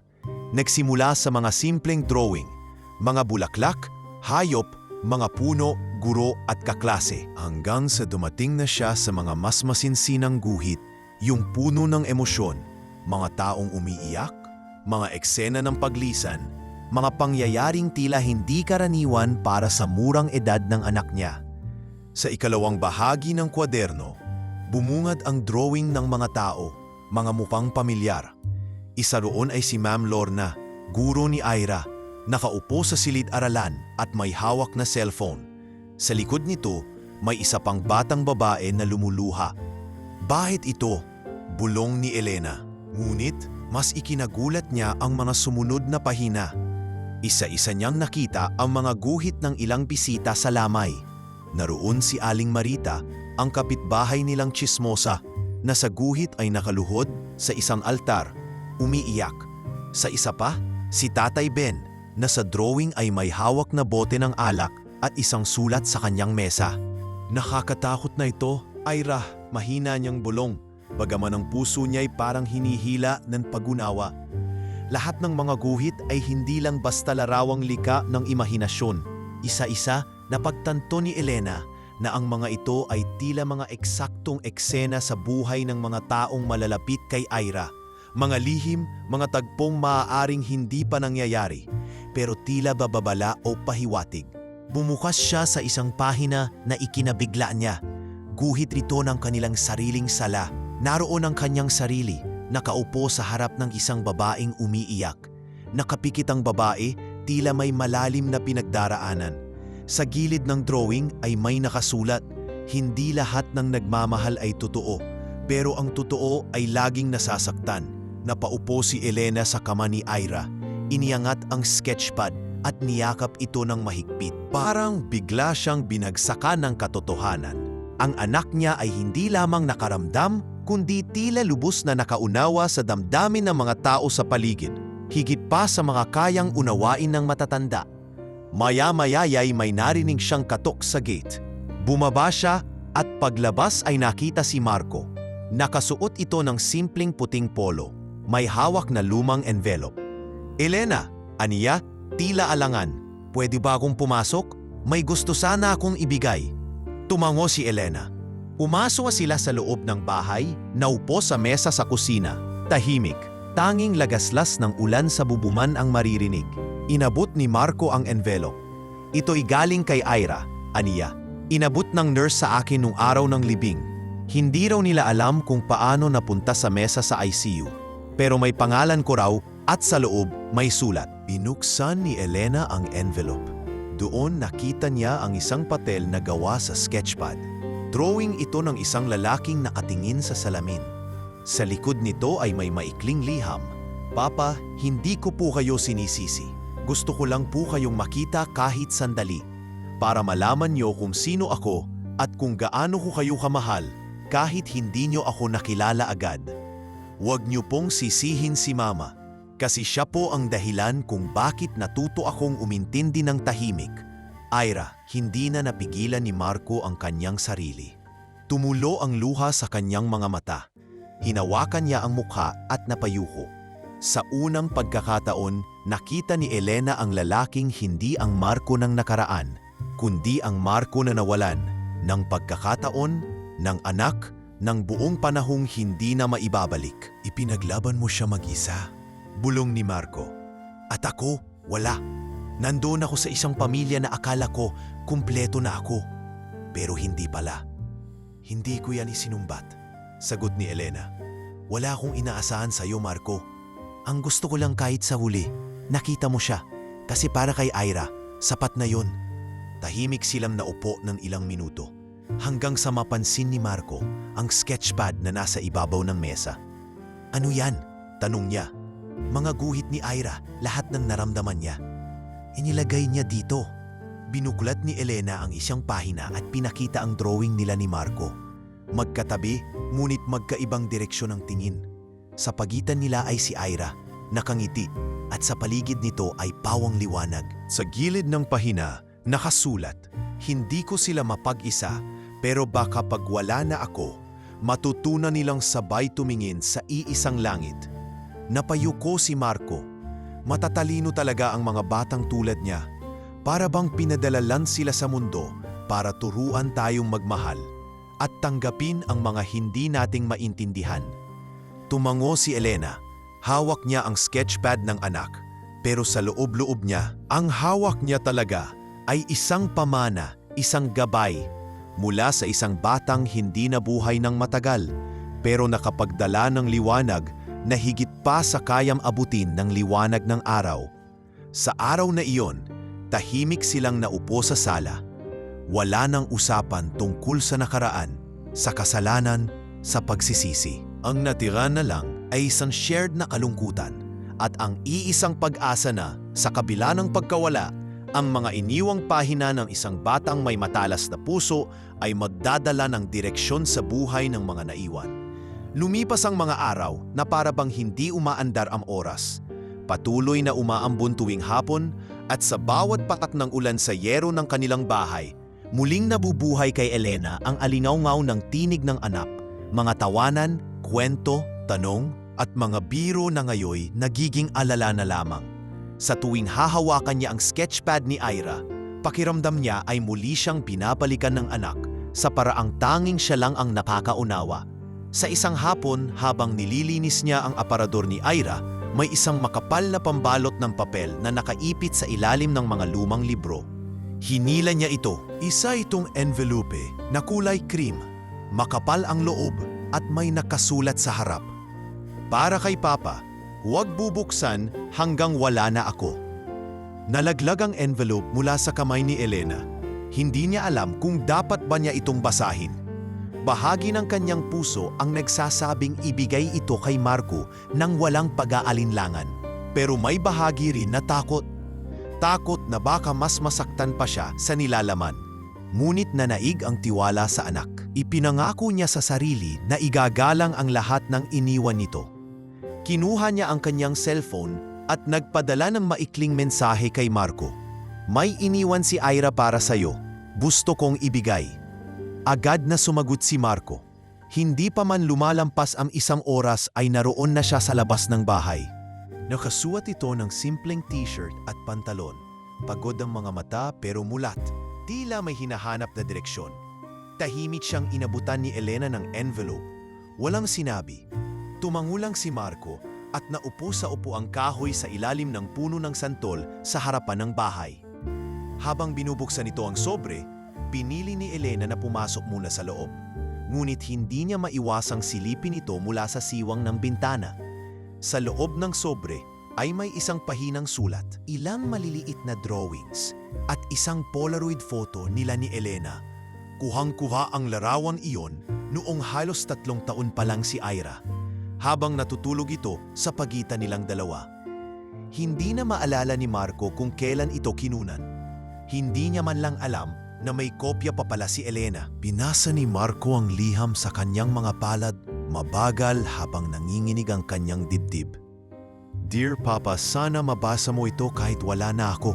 Hindi ko po talaga alam kung kailan. Pero minsan po kasi may pakiramdam akong mawawala ako ng hindi inaasahan. Kaya sinulat ko na lang ito. Gusto ko lang po sanang malaman mo kung gaano ko po kayo gustong makilala. Lagi ko pong ginuguhit ang mukha nyo kahit hindi ko pa alam kung paano talaga kayong umiti. Pero sa panaginip ko, palagi po kayong nakatingin sa akin. Malungkot pero palaging nandyan. Hindi po ako galit na hindi nyo ako nakasama. Hindi po ako nagtampo na hindi nyo ako natutunggupitan ng kuko o dalhan ng kendi o dalhin sa palengke. Masaya na po akong nakita ko kayo kahit sandali. Ang gusto ko lang po, kahit hindi nyo ako naalagaan, sana po maalagaan nyo si Mama. Kasi po, siya lang ang may superpower sa bahay. Siya lang ang kayang magpagaling ng lagnat sa yakap at palitan ng lungkot ng halik sa noo. Alam ko pong nahirapan kayo ni Mama pareho. Pero kung may matutunan po kayo sa akin, sana po yung pagpili ng pagmamahal kahit masakit. Mahal na mahal ko po kayo, Papa. Kahit isang beses lang po tayo nakita, alam kong sapat na yun. Kasi po, buo na ako noon pa man. Dahil mahal ako ni Mama. Love, Ira. Nang matapos basahin ni Marco ang liham, pinikit niya ang kanyang mga mata at napayuko. Hindi siya umiyak ng malakas, tahimik lang. Pero ang paghinga niya ay mabigat at ang pagyuko ng ulo ay parang bumaluktot ang buong katauhan niya. Lumabas si Elena, marahang lumapit. Walang tanong, walang sermon. Tahimik lang siyang naupo sa tabi ni Marco. Ako ang nawala sa mga pinakamahalagang taon niya, mahinang bulong ni Marco. At ngayon, ito na lang ang natira sa akin. Hindi agad sumagot si Elena. Pinagmasdan lang niya ang larawan ni Ira na hawak ni Marco. Tila napansin ni Marco ang isa pang papel sa loob ng envelope. Isang maliit na guhit. Ito'y drawing ni Ira ng isang batang babae na nakatingin sa buwan habang may lalaking nakaupo sa tabi niya. Sa tabi nito, nakasulat, "Hindi na tayo sabay sa oras, pero pwede pa rin tayong sabay magdasal." Iyon ang huling patak para kay Marco. Napahawak siya sa kanyang dibdib at nagsimulang manginig. Tumayo siya, lumapit sa pulo ng santol at saka yumuko. "Pasensya ka na, anak. Pasensya na." Tumayo si Elena at lumapit. Pinatong niya ang kanyang kamay sa balikat ni Marco. "Hindi ka nakakabawi sa nakaraan, Marco," mahinang wika ni Elena. "Pero pwede kang magsimula sa ngayon." Tumamo si Marco. "Gusto kong tumulong sa kahit anong paraan. Para kay Ira, para sa'yo. Sa mga batang tulad niya, sa mga batang hindi nakakakilala sa ama nila, pero may tapang magmahal." Isang bagong katahimikan ang sumunod, hindi ng lungkot, kundi ng pagninilay. Sa gabing iyon, habang muling binubuklat ni Elena ang sketchpad sa kanyang silid, natagpuan niya ang huling bahagi ng kwaderno na tila hindi pa niya nabubuksan. May drawing doon ng isang silid, may mesa, mga libro, ilang bata na tila nakangiti. At sa gitna, isang babaeng may hawak na chalk at sketchpad, nakangiting nakatingin sa mga bata. Kamukha niya. Sa ibaba ng drawing, nakasulat, "Mama, gamitin mo yung iniwan ko para sa mga batang tulad ko, yung mga hindi alam kung paano maging masaya. Turuan mo silang gumuhit ng liwanag." At doon, sa gitna ng pagdadalamhati, natanim sa puso ni Elena ang isang binhi. Hindi pa niya alam kung saan ito patutungo. Pero sa bawat pahina ng sketchpad, bawat salita ng anak at bawat damdaming iniwan ng kanyang pagkamatay, alam niyang may dapat siyang simulan. At ang kwadro ni Ira ay hindi lang pala alaala. Isa itong mapa patungo sa bagong layunin, patungo sa pagbibigay ng liwanag sa iba, patungo sa panibagong simula sa bawat gabing lumilipas. Habang ang mga ilaw sa bahay ni Elena ay patay na, may isang bintana sa lungsod na palaging bukas, ang bintana ng silid ni Marco. Sa likod nito, nakaupo siya gabi-gabi, nakasandal sa dingding, nakatingin sa larawan ni Ira na kinuha mula sa envelope. Sa loob ng kanyang utak, paulit-ulit na nag-e-echo ang boses ng batang hindi man niya nakasama sa paglaki, ay tila kilalang kilala ang laman ng kanyang puso. Bumalik si Marco sa Maynila ilang araw matapos tanggapin ang liham ng anak. Pero hindi na siya kailanmang naging kagaya ng dati. Ang dating abalang lalaking laging nakaayos at may dalang laptop ay napalitan ng tahimik at tulalang nilalang na hindi makatulog sa gabi, hindi makakain ng maayos, at palaging naglalakad ng walang direksyon. "Sir, may meeting po kayo sa City Hall bukas," paalala ng kanyang sekretaryan si Janine habang nakatayo sa pintuan ng opisina. Hindi lumingon si Marco. Hawak-hawak niya ang sketchpad ni Ira na palihim niyang dinala mula kay Elena. Hindi niya sinasabi sa kahit kanino, pero binabasa at tinitingnan niya iyon araw-araw. Para bang may mensaheng hindi niya pa rin lubos na nauunawaan. "Sir?" ulit ng sekretarya. "Cancel mo na lahat. Sabihin mong magbabakasyon ako." "Po, ilang araw po kayo mawawala?" Hindi sumagot si Marco. Sa halip, marahan niyang isinara ang sketchpad, tumayo at lumabas ng opisina. Lahat ng tao sa kumpanya ay nagkatinginan. Wala sa ayos ang kanyang suot, hindi plansado ang polo at may bahagyang balbas sa kanyang muka, isang bagay na kailanmay hindi pinapayagan ni Marco noon. Pag-uwi niya sa bahay, nadatnan niyang tahimik ang asawa niyang si Margo. Nasa sala ito, nanunood ng balita. Sa mga mata nito, may halatang pagkadismaya. "Marco, kailan ka pa babalik sa katinuan? Lahat kami nahihirapan ng unawain ka.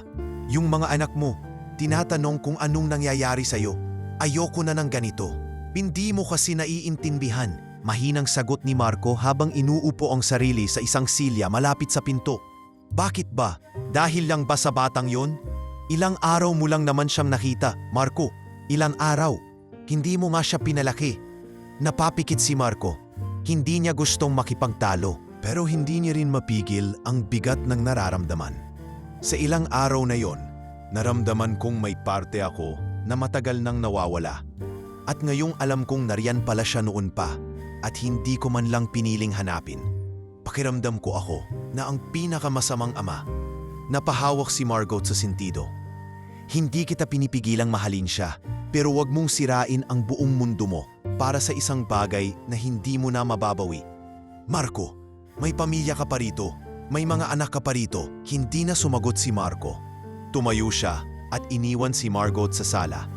Umakyat siya sa itaas, dumiretso sa kanilang lumang storage room at hinanap ang mga luma nilang gamit. Doon, sa ilalim ng mga kahon, nakita niya ang lumang baby carrier na ginamit pa noon ng kanilang bunso. Nang hawakan niya ito, naalala niyang hindi man lang niya nadala si Ira sa ganitong bagay. Sa gabing iyon, hindi siya makatulog. Bumangon siya ng 2:00 ng madaling araw at muling binuklat ang sketchpad. May isang pahinang noon lang niya napansin. Isang guhit ng silid, ang silid niya mismo. Sa pader ay may bintana at sa ilalim nito ay ang imahe ng lalaking nakaupo. Yakap ang sketchpad. Siya yon. Sa ibaba ng drawing ay may mga salitang mas mahaba kaysa sa karaniwan. "Papa, minsan kapag hindi natin mahanap ang sarili natin, baka kasi iniwan natin ito sa isang lugar na hindi natin pinansin. Baka kasi kailangan mong balikan kung saan ka unang nasaktan." Kinabukasan, pumasok siya sa trabaho na hindi nagpapaalam. Ngunit ang mga kasama niya sa boardroom ay napansin agad ang kanyang kakaibang pagkilos. Sa isang meeting tungkol sa pag-expand ng negosyo nila, bigla siyang napatigil sa presentation at tumitig lang sa isang upuang bakante sa dulo. "Sir, Tanong ng business partner niya. Alam niyo ba, biglang sabi ni Marco, na may mga bata sa mundo na mas marunong magmahal kaysa sa atin? Tahimik ang buong silid. May anak akong hindi ko nakilala. Hindi ko man lang siya nahawakan bilang sanggol. Pero siya ang nagturo sa akin kung paano pakinggan. Dumiretso siya sa simbahan sa Santa Luisa, doon kung saan nilibing si Ira. Umupo siya sa harap ng altar, walang sinasabi. Sa mga sulok ng simbahan, naroon ang mga markang alaala ng lamay, mga bulaklak, mga kandila, at isang simpleng larawan ng batang umiti kahit may sakit na sa katawan.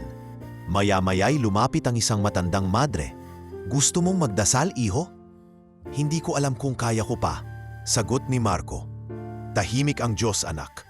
Pero kadalasan, ang mga taong nawala sa mundo ang mas malakas magsalita kapag tahimik na tayo. Napayuko si Marco. Mahigpit niyang yakap ang sketchpad at pumikit. Hindi niya alam kung kailan siyang ihilom. Hindi niya rin alam kung paano.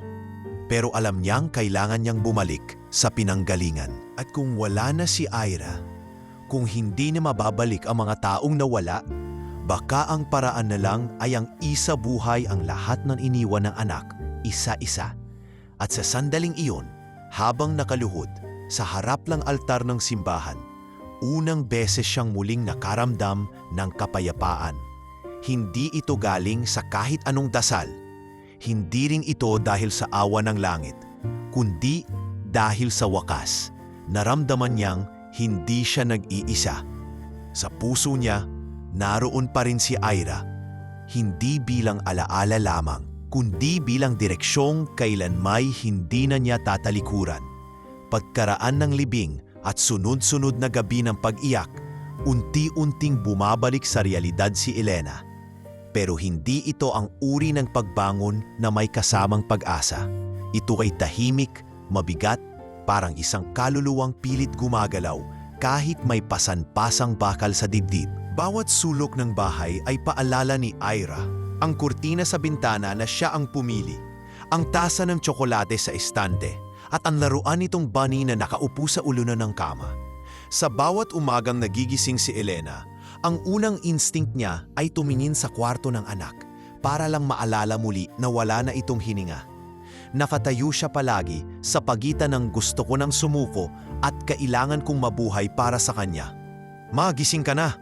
Bulong sa kanyang alaala ang boses ng anak, paulit-ulit, hanggang sa mapansin na lang niyang yakap na niya ang lumang una ni Ira at muling tumutulo ang kanyang mga luha. Isang araw, dumalaw ang kapatid ni Elena na si Corinne, dala ang kaunting pagkain at mga prutas. Len, hindi pwede tong ganito. 3 linggo nga nang hindi lumalabas. Paano na ang trabaho mo sa eskwela? Paano na ang sarili mo? Bungad ni Corinne habang nilalatag sa mesa ang daladala niyang lunchbox. Tahimik lang si Elena. Tinitigan niya ang tasa ng kape sa mesa na hindi na niya naiinom. Hindi ko alam kung paano. Mahinang tugon niya. Parang hindi na ako marunong mabuhay nang wala siya. Sa lahat ng inasahan kong mawala, siya ang hindi ko kayang isuko. Pero Len, si Ira, kilala mo ang anak mo. Hindi siya yung tipo ng batang gugustuhing makita kang ganyan. Napatingin si Elena kay Corinne. Alam niyang totoo ang sinabi nito, pero mas matimbang ang bigat na iniwan ng pagkawala. Kahit gabi, naririnig ko pa siya minsan. Alam mo ba minsan nararamdaman kong parang may gumuguhit sa likod ko. Parang nagbabaka sakaling bumalik siya. Lumapit si Corinne at niyakap siya. Kailangan mo ng tulong, Len. Hindi mo kailangang dumaan dito mag-isa. Sa tulong ni Corinne, pinilit ni Elena na muling lumabas. Dinala siya nito sa isang maliit na foundation na pinapatakbo ng simbahan. Isang lugar kung saan may mga batang biktima ng trauma. Karamihan ay ulila at ang iba na may mga batang may depresyon. Doon niya unang nakita si Lara. Isang batang 6 na taong gulang na matamlay, laging nakayuko at hindi nagsasalita. Si Lara ay natroma sa sunog na ikinamatay ng mga magulang niya. Paliwanag ng madre habang pinagmamasdan nila ang bata mula sa silid. Simula noon, hindi na siya nagsalita. Laging mag-isa. Ayaw makihalubilo. Tahimik lang si Elena. Tinitigan niya ang bata at may kung anong bahagyang pagkakahawig kay Ira ang kanyang nakita. Hindi sa pisikal na anyo, kundi sa lungkot na naroroon sa mga mata nito. Makalipas ang ilang araw ng pagdalaw, sinubukan niyang lapitan si Lara. Umupo siya sa tabi nito habang nagdodrawing ito ng mga krayola sa papel. "Gusto mo bang makinig ng kwento?" tanong ni Elena. Hindi sumagot si Lara, pero tumigil ito sa pansusulat. "May kakilala akong batang babae. Ang pangalan niya ay Ira. Mahilig siyang gumuhit. Sobra. Mas gusto pa niyang magkulay kaysa maglaro sa labas. Pero ang kakaiba sa kanya, kapag gumuguhit siya, parang may gustong sabihin ng puso niya." Dahan-dahan ay nagtaas ng tingin si Lara. Hindi pa rin nagsasalita, pero hindi na rin ito umiwas. Patuloy si Elena sa pagkukwento. Kahit bata pa lang siya, alam na niya ang sakit at lungkot ng ibang tao. Parang may magic siyang puso. Sabi nga ng isang kakilala ko, parang sponge daw ang mga batang tulad niya. Sinisip-sip lahat, pati sakit ng iba. Alam mo ba yon? Tumango si Lara. Mahina, halos hindi kita, pero sapat para magtuloy-tuloy ang loob ni Elena. Sa mga sumunod na linggo, araw-araw nang bumabalik si Elena sa foundation. Hindi para makalimot, kundi para muling makaramdam ng pakinabang. Ipinakilala siya ng mga madre bilang italent na guro at magaling magkwento. Pero hindi niya ito ginagawang leksyon, kundi tahimik na pakikinig. At sa bawat bata na kinakausap niya, sa bawat kwento ni Ira na kanyang isinasalaysay, unti-unti rin siyang nahihilom. Isang gabi, habang nagsasara ng notebook sa foundation, lumapit si Lara at iniabot sa kanya ang isang drawing. Isa yung larawan ni Elena na nakaupo sa gitna ng mga bata, may hawak na sketchpad. Sa likod ay may nakasulat, "Sulat kamay ni Lara. Ikaw na po ang bagong gumuhit para sa amin." Napaluha si Elena, pero hindi ito iyak ng paghihirap. Sa unang pagkakataon, napangiti siya. Isang simpleng ngiti na nanggaling sa ilalim ng dulo ng puso. Pag-uwi niya ng gabing iyon, binuksan niya ang drawer ni Ira at inilabas ang lahat ng drawing ng anak. Hinanap niya ang mga pahinang may kwento, mga larawan ng batang may hawak na chalk, mga eksenang puno ng kulay kahit madilim ang paligid. At doon siya nakakita ng isang hindi niya napansin noon. Isang drawing ng batang babaeng may mahabang buhok, nakatago sa likod ng kurtina. May hawak na krayola. "Si Lara," bulong niya. Hindi niya alam kung paano nagawang iguhit ito ni Ira. Hindi niya alam kung panaginip ba ito o isang pahiwatig lang ng anak. Pero malinaw sa kanya ngayon, ang kanyang bagong misyon ay hindi lamang alalahanin ang anak, kundi ipagpatuloy ang sinimulan nito. Ang pagguhit ng liwanag para sa mga batang takot pa sa dilim. Sa puntong iyon, bumalik ang liwanag sa mga mata ni Elena. Hindi pa tapos ang kwento nila ni Ira.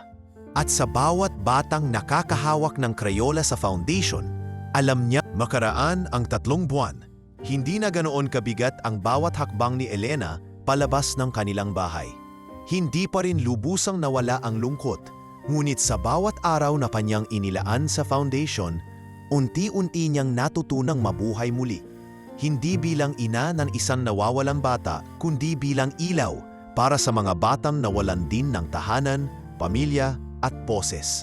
Araw-araw, tuwing 9:00 ng umaga, naroroon na siya sa center. Hindi na siya tinatawag na Ma'am Elena ng mga bata, kundi Tita Len, at sa bawat tawag na iyon ay tila isang panibagong piraso ng pagkatao niya ang muling nabubuo. Si Lara, ang batang dating hindi man lang makatingin sa mga tao, ay palaging nasa kanyang tabi. Madalas silang magkulay ng larawan sa ilalim ng malaking puno sa likod ng building. Sa simpleng upuan na yari sa kahoy, doon nila ibinubuhos ang mga damdaming hindi kayang sambitin. "Alam mo ba, Tita Len?" Biglang tanong ni Lara habang nagkukulay ng araw gamit ang dilaw na pastel. "Gusto ko pong maging guro, katulad niyo." Napaniti si Elena. "Bakit mo naman naisip yun, ha?" "Para po matuto yung mga batang hindi marunong magsalita." "Katulad ko dati," sagot ng bata, sabay ngiti. Napahinto si Elena. Hindi dahil sa tuwa lang, kundi sa gulat ng kanyang puso na sa murang edad, may ganitong klasing intensyon ang batang minsang takot na tapot tumingin sa mundo. Kung guro ako, tuturuan ko silang magkwento gamit ang kulay. Kasi minsan po, di sapat yung salita, dagdag ni Lara. Parang si Ira, mahinang bulong ni Elena, ngunit narinig ito ni Lara. Sino po si Ira? Hindi agad sumagot si Elena. Tiningnan niya ang langit, saka huminga ng malalim. Siya ang anak ko. Katulad mo, mahilig din siyang gumuhit. Pero mas higit pa roon, marunong siyang umintindi kahit walang sinasabi ang tao. Tumango si Lara at saka ipinatong ang kanyang maliit na kamay sa braso ni Elena. Siguro po, masaya siya kung nasaan man siya ngayon. Tiningnan ni Elena ang kamay ng bata. Sa dami ng nawala sa kanya, ngayon niya lang muling naramdaman ang ganitong uri ng lambing. Hindi gawa sa dugo o dugo sa laman, kundi pag-unawa at koneksyon. Dahil sa tuloy-tuloy na pagbisita ni Elena, napansin ito ng head ng foundation na si Sister Ramona. Elena, naisip ko lang, bungad ng madre habang nag-aayos ng ilang dokumento sa opisina. Gusto mo bang mas maging regular dito? May bakantang posisyon for Art Therapy Coordinator. Hindi full-time pero sapat para mapagpatuloy mo ang ginagawa mo ngayon. Napatingin si Elena. Ako, sister? Pero wala naman akong degree sa therapy. Hindi kailangan ng diploma sa pagkalinga, sagot ng madre. Kailangan ng puso. At ikaw, Elena, marami ka niyan. Isa ka na sa mga haligi rito. Kinabukasan, opisyal nang naging bahagi ng foundation si Elena. Mas naging malawak ang kanyang responsibilidad. Siya na ang tagapagsimula ng morning sessions, ang nagbibigay ng creative exercises para sa mga bata, at ang tagapagsalita sa mga community outreach ng center. Hindi nagtagal ay napansin ng ibang donors ang kanyang proyekto. Isa sa mga ito ay ang Ira Sketch Project, isang ideya na nagmula sa mismong sketchpad ng anak niya. Ang proyekto ay isang art initiative para sa mga batang may trauma, kung saan hinahayaan silang gumuhit ng kanilang nararamdaman araw-araw. Walang maling kulay, walang mali sa hugis. Ang lahat ng laman ng pahina ay totoo, sapagkat galing sa puso ng bata. Isang araw, habang nagpipintura ang mga bata sa ilalim ng puno, may dumating na van sa gate ng foundation. Bumaba rito si Marco. Hindi na siya mukhang basag o giba gaya ng huli nilang pagkikita. Payapa ang mukha, may dalang canvas bag, at may bakas ng direksyon sa bawat galaw. Elena, bati niya habang papalapit. Nabalitaan ko ang tungkol sa proyektong iyo at gusto kong makatulong. Tahimik na lumapit si Elena. Hindi niya inasahan ang pagbisita, ngunit sa loob-loob niya ay hindi rin ito ikinagulat. Siguro nga, may mga bagay na kahit wala ng obligasyon ay pinipili pa rin dahil mahal. May dala akong mga gamit, sabi ni Marco, sabay abot ng bag. Art materials mula sa opisina at isang maliit na donasyon para sa Ira Sketch Project. Tinanggap ito ni Elena. Salamat, Marco. Hindi ko na siya mababalikan. Pero gusto pong kahit papaano makabuo ng mundo kung saan may saysay pa rin yung iniwan niya. Naupo sila sa ilalim ng puno. Walang ibang tunog kundi ang tawanan ng mga bata, ang lagaslas ng hangin sa dahon at ang simpleng sayaw ng liwanag sa mga papel na may guhit ng pag-asa. Lara, tawag ni Elena. Halika rito, may gusto akong ipakilala. Lumapit si Lara, may hawak pang krayola. Lara, siya si Marco. Siya ang papa ni Ira. Tumingin si Marco sa bata, bahagyang natigilan. Kamukha mo siya, sabi niya. Hindi sa mukha, kundi sa liwanag sa mga mata. Ngumiti si Lara, gusto ko pong maging katulad niya, at ni Tita Len. Umangat ang tingin ni Marco kay Elena. Hindi ko alam kung anong tawag sa koneksyon ng dalawang taong nawalan, pero alam kong meron tayo noon. Ngayon, mukhang mas lumalim pa. Hindi tumugin si Elena. Tumingin lang siya sa paligid, sa mga batang sabay-sabay na nagsusulat, gumuguhit at humahalakhak. Sa gitna ng mga ito, tila may anino ng batang babae na nakatayo, nakangiti at payapang nakatingin sa kanila. Muli siyang huminga. Hindi ito malalim na buntong hininga ng lungkot. Isa itong paghinga na may kasamang pagtanggap. Isa itong pagsisimula. At sa araw na iyon, sa ilalim ng araw na walang ambon, sa gitna ng punong dati saksi sa kanyang lungkot, napagtanto ni Elena na may mga paghingang hindi para sa sarili, kundi para sa mga batang kailangang matutong huminga muli. Katulad niya, katulad ni Ira, katulad ng bawat batang natutong magmahal sa gitna ng sakit. Isang araw ng Lunes, habang abala si Elena sa pag-aayos ng mga pininturahang drawing ng mga bata sa ilalim ng puno, lumapit si Sister Ramona na may bitbit na sulat mula sa munisipyo. Elena, bungad ng madre, nakausap ko si Mayo noong nakaraang linggo. Natuwa siya sa ginagawa ng Ira Sketch Project. At ngayong may balak silang maglunsad ng Youth Mental Wellness Week, iniimbitahan kanilang maging pangunahing tagapagsalita. Napatigil si Elena sa paglalatag ng mga artwork. Ilang saglit siyang hindi kumibo bago marahang ngumiti. Ako po? Tagapagsalita? Oo, hindi lang dahil ikaw ang nagsimula ng proyektong to, kundi dahil ikaw ang mismong patunay na ang trauma ay pwedeng gawing inspirasyon. Saglit siyang napatungo.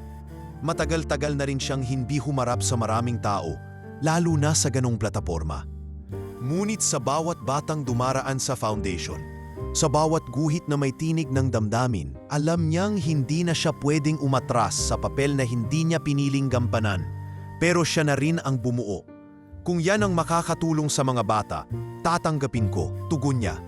Sa loob ng ilang araw, naging abala si Elena sa paghahanda. Bumawa siya ng outline ng kanyang mensahe. Hindi ito tipikal na speech.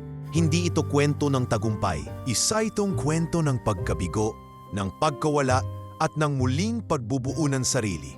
Kasama sa kanyang plano ang paglalabas ng ilang orihinal na guhit ni Ira at mga bagong likha ng mga bata sa foundation.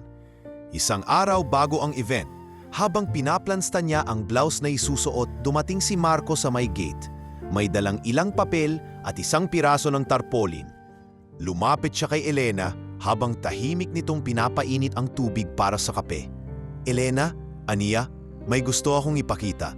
Iniladlad ni Marco sa mesa ang tarpaulin.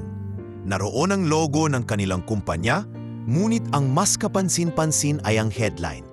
Ira Sketch Center, isang pasilidad para sa lahat ng batang may pinagdaraanan.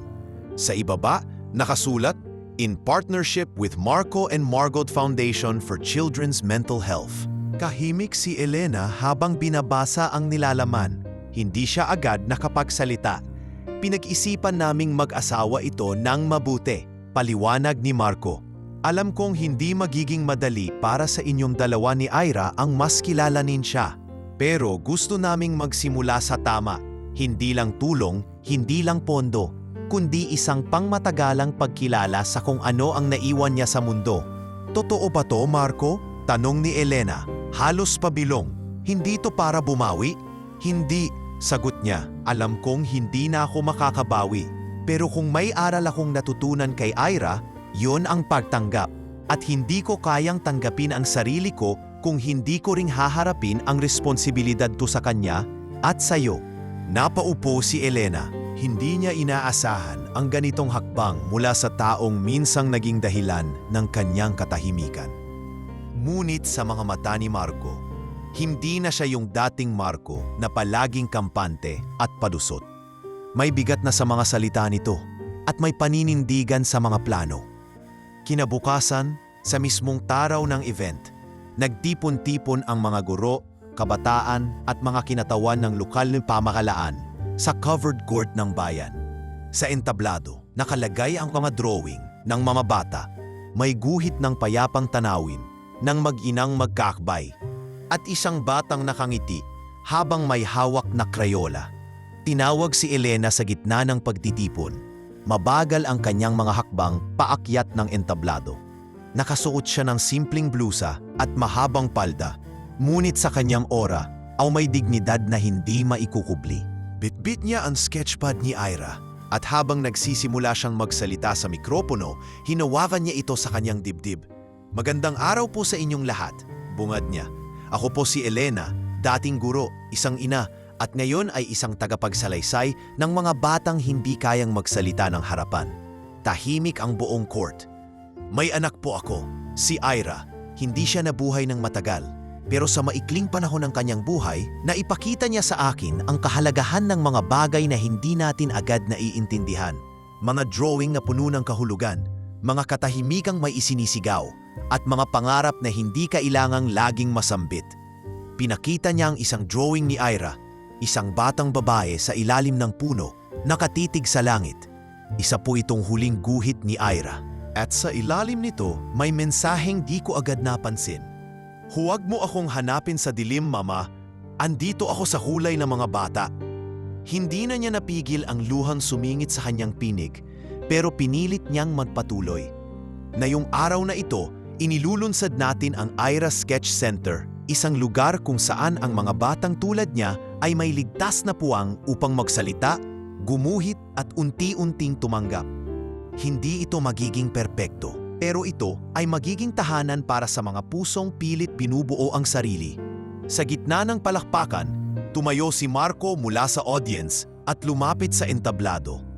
Dala niya ang isang plaque of recognition at inabot ito kay Elena. Para kay Ira, sabi niya sa mikropono, at para sa bawat batang may tinig sa likod ng kulay. Tumango si Elena. Sa dami ng masasakit na alaala, ngayon lang muli bumalik sa kanya ang ganitong pakiramdam. Hindi siya mag-isa. Sa mga upuan ay naroroon ang mga batang dati tulala. Ngayon ay nagsasaya, gumuguhit at nagsisigawan ng Tita Len. Sa araw na iyon, hindi lang isang proyekto ang ipinanganak. Isang pangmatagalang panata ang ipinagtibay. Mula sa isang ina na minahal ang anak ng buo. At isang ama na sa huli, piniling yakapin ang anak sa paraang kayang-kaya pa. At si Ira, saan man siya naroroon, ay iyak ng umiti sapagkat sa wakas, ang kanyang mga guhit ay hindi na lang alaala. Isa na itong buhay na gumuguhit ng pag-asa sa puso ng bawat batang nangangailangan. Mathalipas ang isang buwan mula nang opisyal na mailunsad ang Ira Sketch Center, isang liham ang dumating sa bahay ni Elena, naka-envelope na may selyo ng lungsod. Pagbukas niya nito, napag-alamang inaanyayahan siya ng pamahalaang lokal na maging bahagi ng isang commemorative event para sa mga batang may espesyal na pangangailangan sa buong lalawigan. Sa kalakip na listahan ng panauhin ay isang hindi inaasahang pangalan, Margot Ruiz, ang legal na asawa ni Marco. Tumigil ang kamay ni Elena sa pagbabasa. Sa unang saglit, muling bumalik sa kanyang alaala ang matalim na tingin at malalamig na salita ni Margot sa mismong gabi ng lamay ni Ira. Bagamat lumipas na ang panahon, hindi madali para sa kanya ang pagbukas ng sugat na matagal nang pinilit isara. Kinagabihan, habang nag-aayos ng dokumento sa mesa ng foundation, lumapit si Marco na madalas na ring bumibisita sa center bilang silent partner. May natanggap ka bang imbitasyon mula sa lungsod? Tanong niya. Tumango si Elena habang tahimik na isinasaayos ang mga papeles. Kasama si Margo, pahabol ni Marco. Tumigil sa kilos si Elena. Alam mo bang nandiyan siya? Oo, siya mismo ang nagmungkahi na imbitahan ka. Sagot ni Marco. Ayokong ipilit pero gusto raw niyang humarap sa iyo. Hindi para sa akin, kundi para sa sarili niya. At siguro, para kay Ira. Hindi agad nakasagot si Elena. Sa totoo lang, hindi niya alam kung handa na siyang harapin ang taong minsang tumapak sa kanyang pagkatao. Sa panahong pinakamahina siya. Ngunit sa bawat gabing sinusulat ni Ira sa sketchpad na, "Huwag mong hayaang lamunin ka ng lungkot, Mama." Alam niyang hindi siya dapat manatiling nakakulong sa sakit. Dumating ang araw ng event. Isang simpleng programa ang ginanap sa bagong itinatag na Municipal Hall. Sa harap ng entablado ay may gallery ng mamalikhang sining ng mga bata mula sa iba't ibang barangay. Isa sa mga prominenteng guhit ay ang kay Lara, isang batang babae na may hawak na bituin habang binabantayan ng isang siluetang tila engkantada. Si Ira daw po yung nagbabantay, biro ni Lara, habang iniikot ni Elena ang mga bisita. Ngunit sa gitna ng pagtatawanan ng mga bata, tumahimik si Elena nang mapansin ang paglapit ni Margo. Nakasuot ito ng kulay abong bestida. Simple pero disente at may hawak na maliit na ahon. Elena, bunad nito, marahang ngumiti. Pwede ba tayong mag-usap? Nilingon ni Elena si Marco na nasa ilang metro lamang sa likod. Tumango ito. Huminga siya ng malalim at sumabay kay Margo sa isang mesa sa gilid ng lugar. Hindi ko alam kung paano ako magsisimula, panimula ni Margo. Alam kong maraming taon na ang lumipas, pero hindi ko kailanman nakalimutan ang araw ng lamay, ang mga salitang binitawan ko, at kung gaano ako naging malupit. Tahimik si Elena, nakatitig lang siya sa kahon na hawak ng babae. Puno ako ng galit noon, Elena, hindi lang dahil sa iyo, kundi sa takot na baka mawalan ako ng lahat. Pero ngayon ko lang lubos na naintindihan, hindi ko kailanman nawala si Marco. Ikaw ang nawalan, at sa maikling panahon, si Ira ang nawalan ng karapatang makilala ang ama niya. Lumuluhang tiningnan siya ni Margo. Napag-isip-isip ko, hindi mo kailanman sinira ang pamilya ko. Sa totoo lang, ikaw pa nga ang nagligtas sa amin. Dahil kung pinili mong lumaban noon, baka wala kaming nabuo. Pero pinili mong manahimik, kaya narito ako, hindi para humingi lang ng tawad, kundi para ibalik ang respeto na kailanman ay hindi ko dapat binawi sa'yo. Inilapit ni Margo ang kahon kay Elena. Binuksan niya ito. Sa loob ay isang silver necklace, ang orihinal na kwintas ni Margo na may palawit na titik M. Ang kwintas na minsan nakita niya sa guhit ni Ira. Pinatago ko to noon, pero dapat pala napunta ito sa kanya. Ani Margo, gusto kong ikaw ang mag-ingat. Ngayon lang tumulo ang luha ni Elena. Hinawakan niya ang kwintas, marahang niyakap sa kanyang palad. Hindi ko inaasahan to, Margot. Akala ko, hinding-hindi na tayo magkakatinginan nang hindi nasasaktan. Pareho tayong nasaktan, sagot ni Margot. Pero pareho rin tayong minahal ni Ira. Sa kanya tayo nagtagpo, at sa kanya rin siguro natin kailangan matutunang magpatawad. Tumayo silang magkasabay.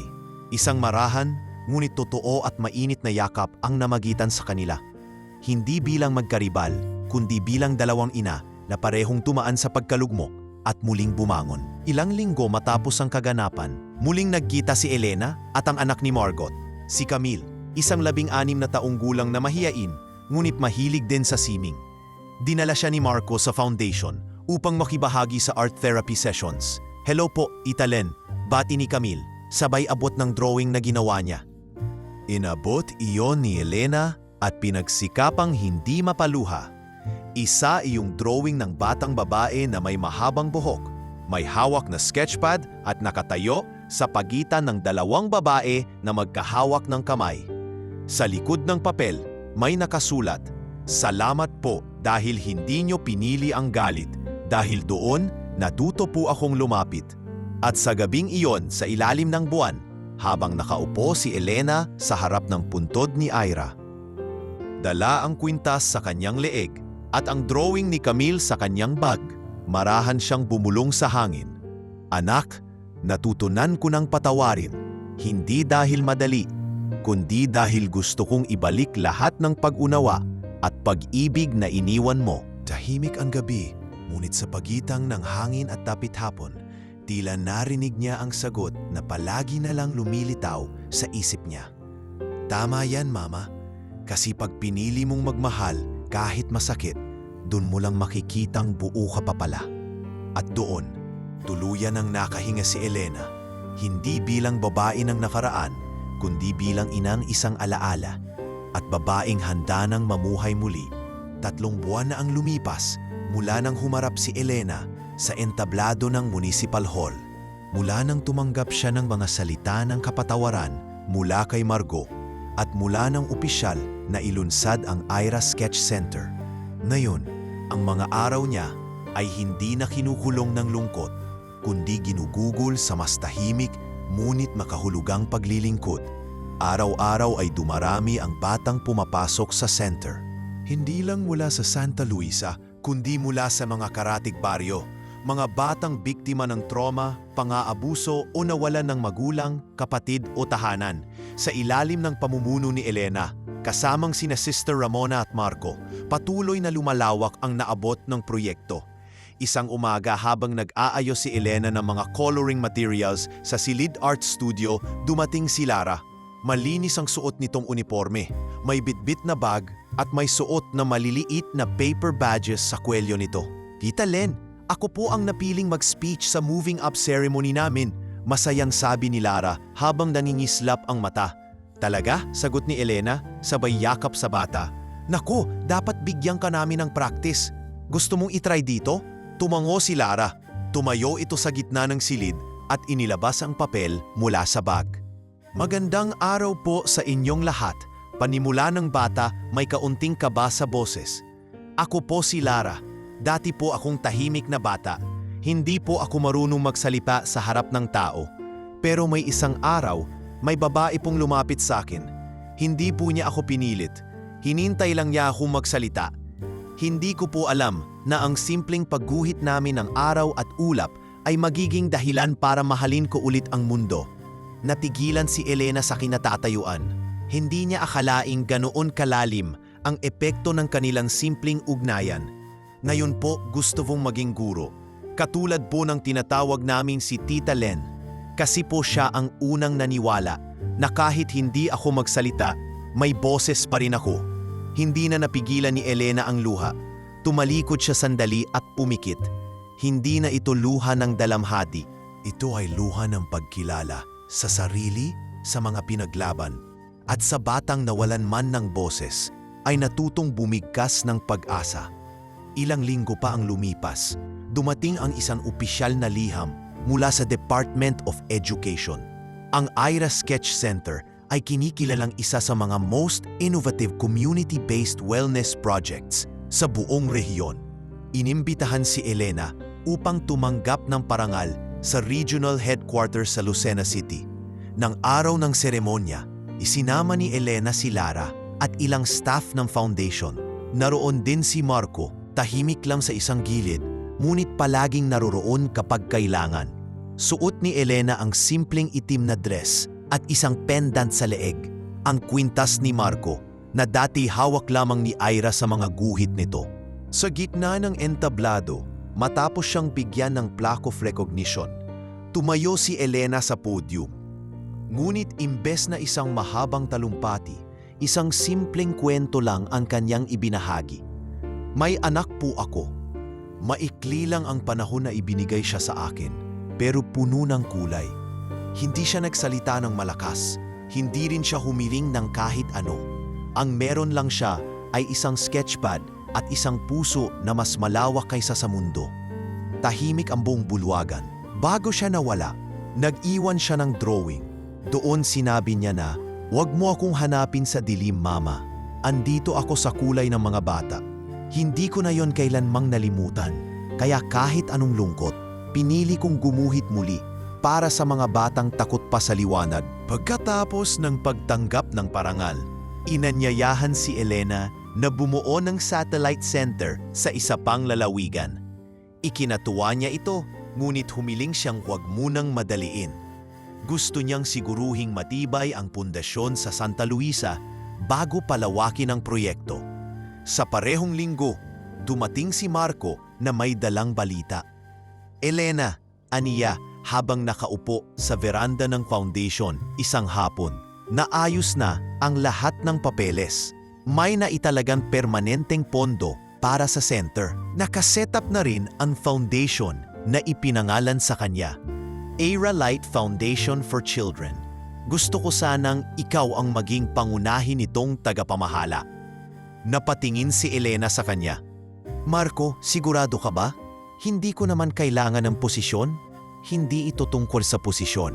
Gusto ko lang na kung may magtatanong kung sino ang bumuhay sa proyektong ito. Malinaw ang sagot, ikaw yon, at si Aira, at ang mga batang minahal nyo. Hindi makapagsalita si Elena. Sa loob ng ilang buwan, malayo na ang nilakbay nila. Mula sa kabaong na puno ng luha hanggang sa tanghalan na puno ng mga guhit at ngiti. At ngayon, mismong pamalan ng anak niya ang magsisilbing gabay sa mas marami pang bata. Sa araw ng linggo, sa ilalim ng punong santol sa likod ng foundation. Nagdaos sila ng munting pagtitipon. May mga banderitas, sandwich, orange juice at maraming papel, pintura, krayola at lapis. Ang mga batang dating tulala na yun ay nagtatawanan, nagpapalitan ng kwento at nagpapagaling sa pamamagitan ng kulay. Habang pinagmamasdan nito ni Elena, lumapit si Lara na may dalang maliit na notebook.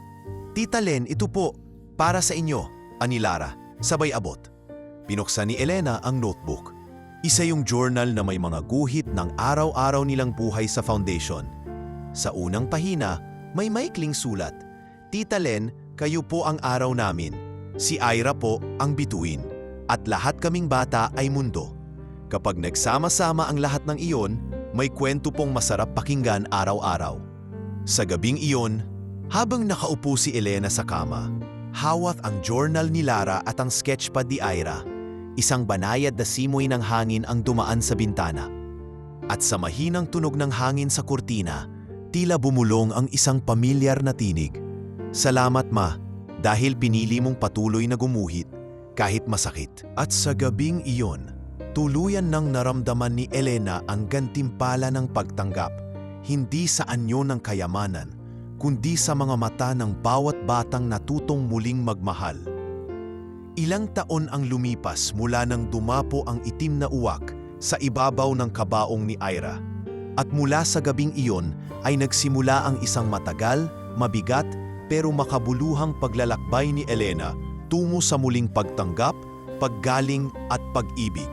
Sa ngayon, ang Ira Light Foundation ay hindi na lang isang simpleng sentro ng sining at therapy para sa mga bata.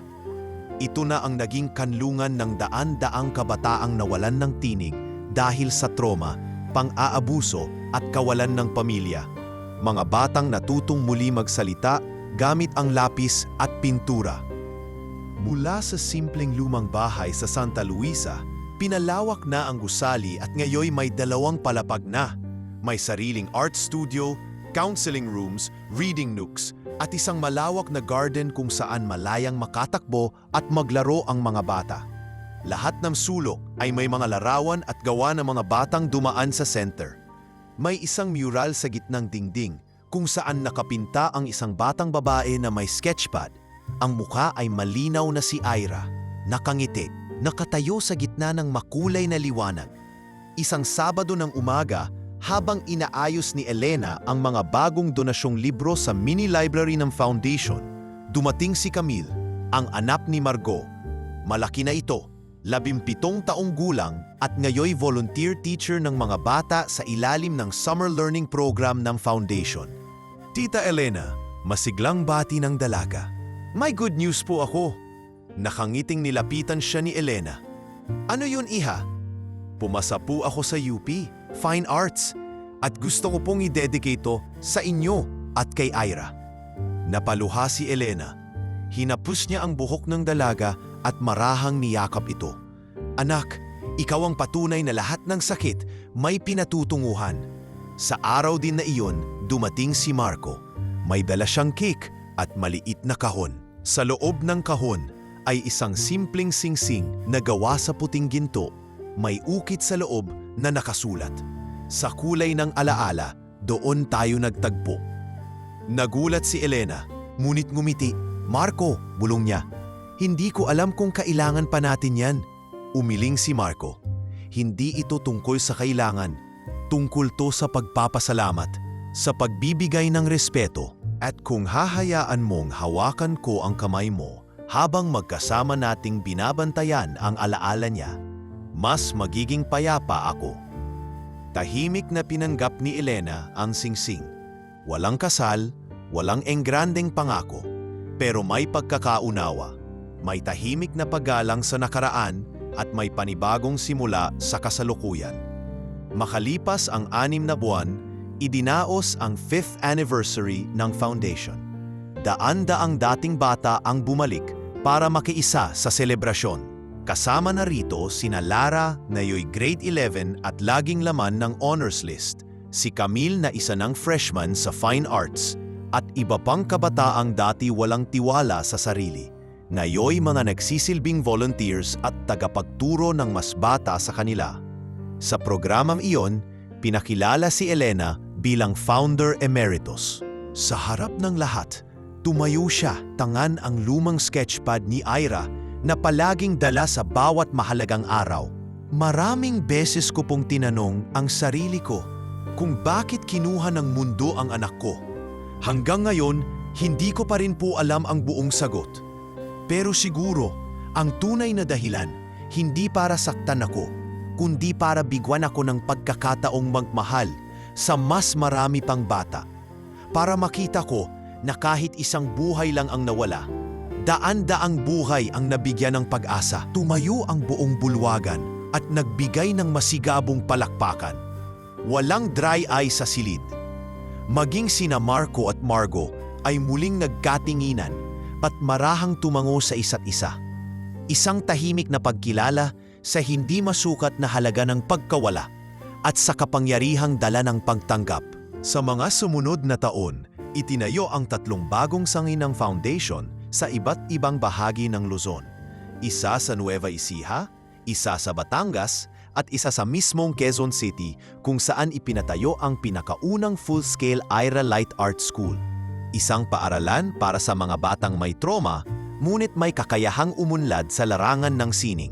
Doon nagturo si Camille, habang si Lara ay naging guidance counselor. Minsan sa isang taon, bumibisita si Elena upang magbigay ng inspirational talk sa mga bagong estudyante. Ngunit sa bawat tagumpay, hindi kailanman nawawala sa isip ni Elena ang simula ng lahat. Ang batang si Ira na tahimik lang noon sa isang sulok, gumuguhit, lumilikha ng mundo mula sa mga kulay na siya lamang ang nakakaunawa. Yay sa huling taon ng kanyang panunungkulan bilang aktibong direktor ng foundation, nagpa siyang lumikha ng isang libro. Mga kulay ni Ira, isang kwento ng liwanag. Isinulat niya ito hindi bilang biografiya, kundi bilang kwento ng isang batang babae na ginamit ang sining upang patahimikin ang ingay sa kanyang paligid.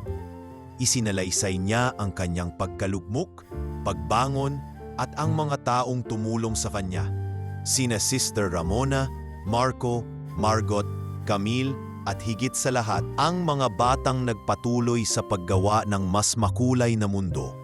Isang huling gabi, ilang buwan matapos mailunsad ang libro, umupo si Elena sa harap ng lumang punong santol sa likod ng Santa Luisa branch. Tumingala siya sa langit. Hawak ang sketchpad at ang lumang kwintas ni Ira. Alam mo anak, bulong niya sa hangin. Akala ko noong una, ikaw lang ang mundo ko. Pero mali pala ako.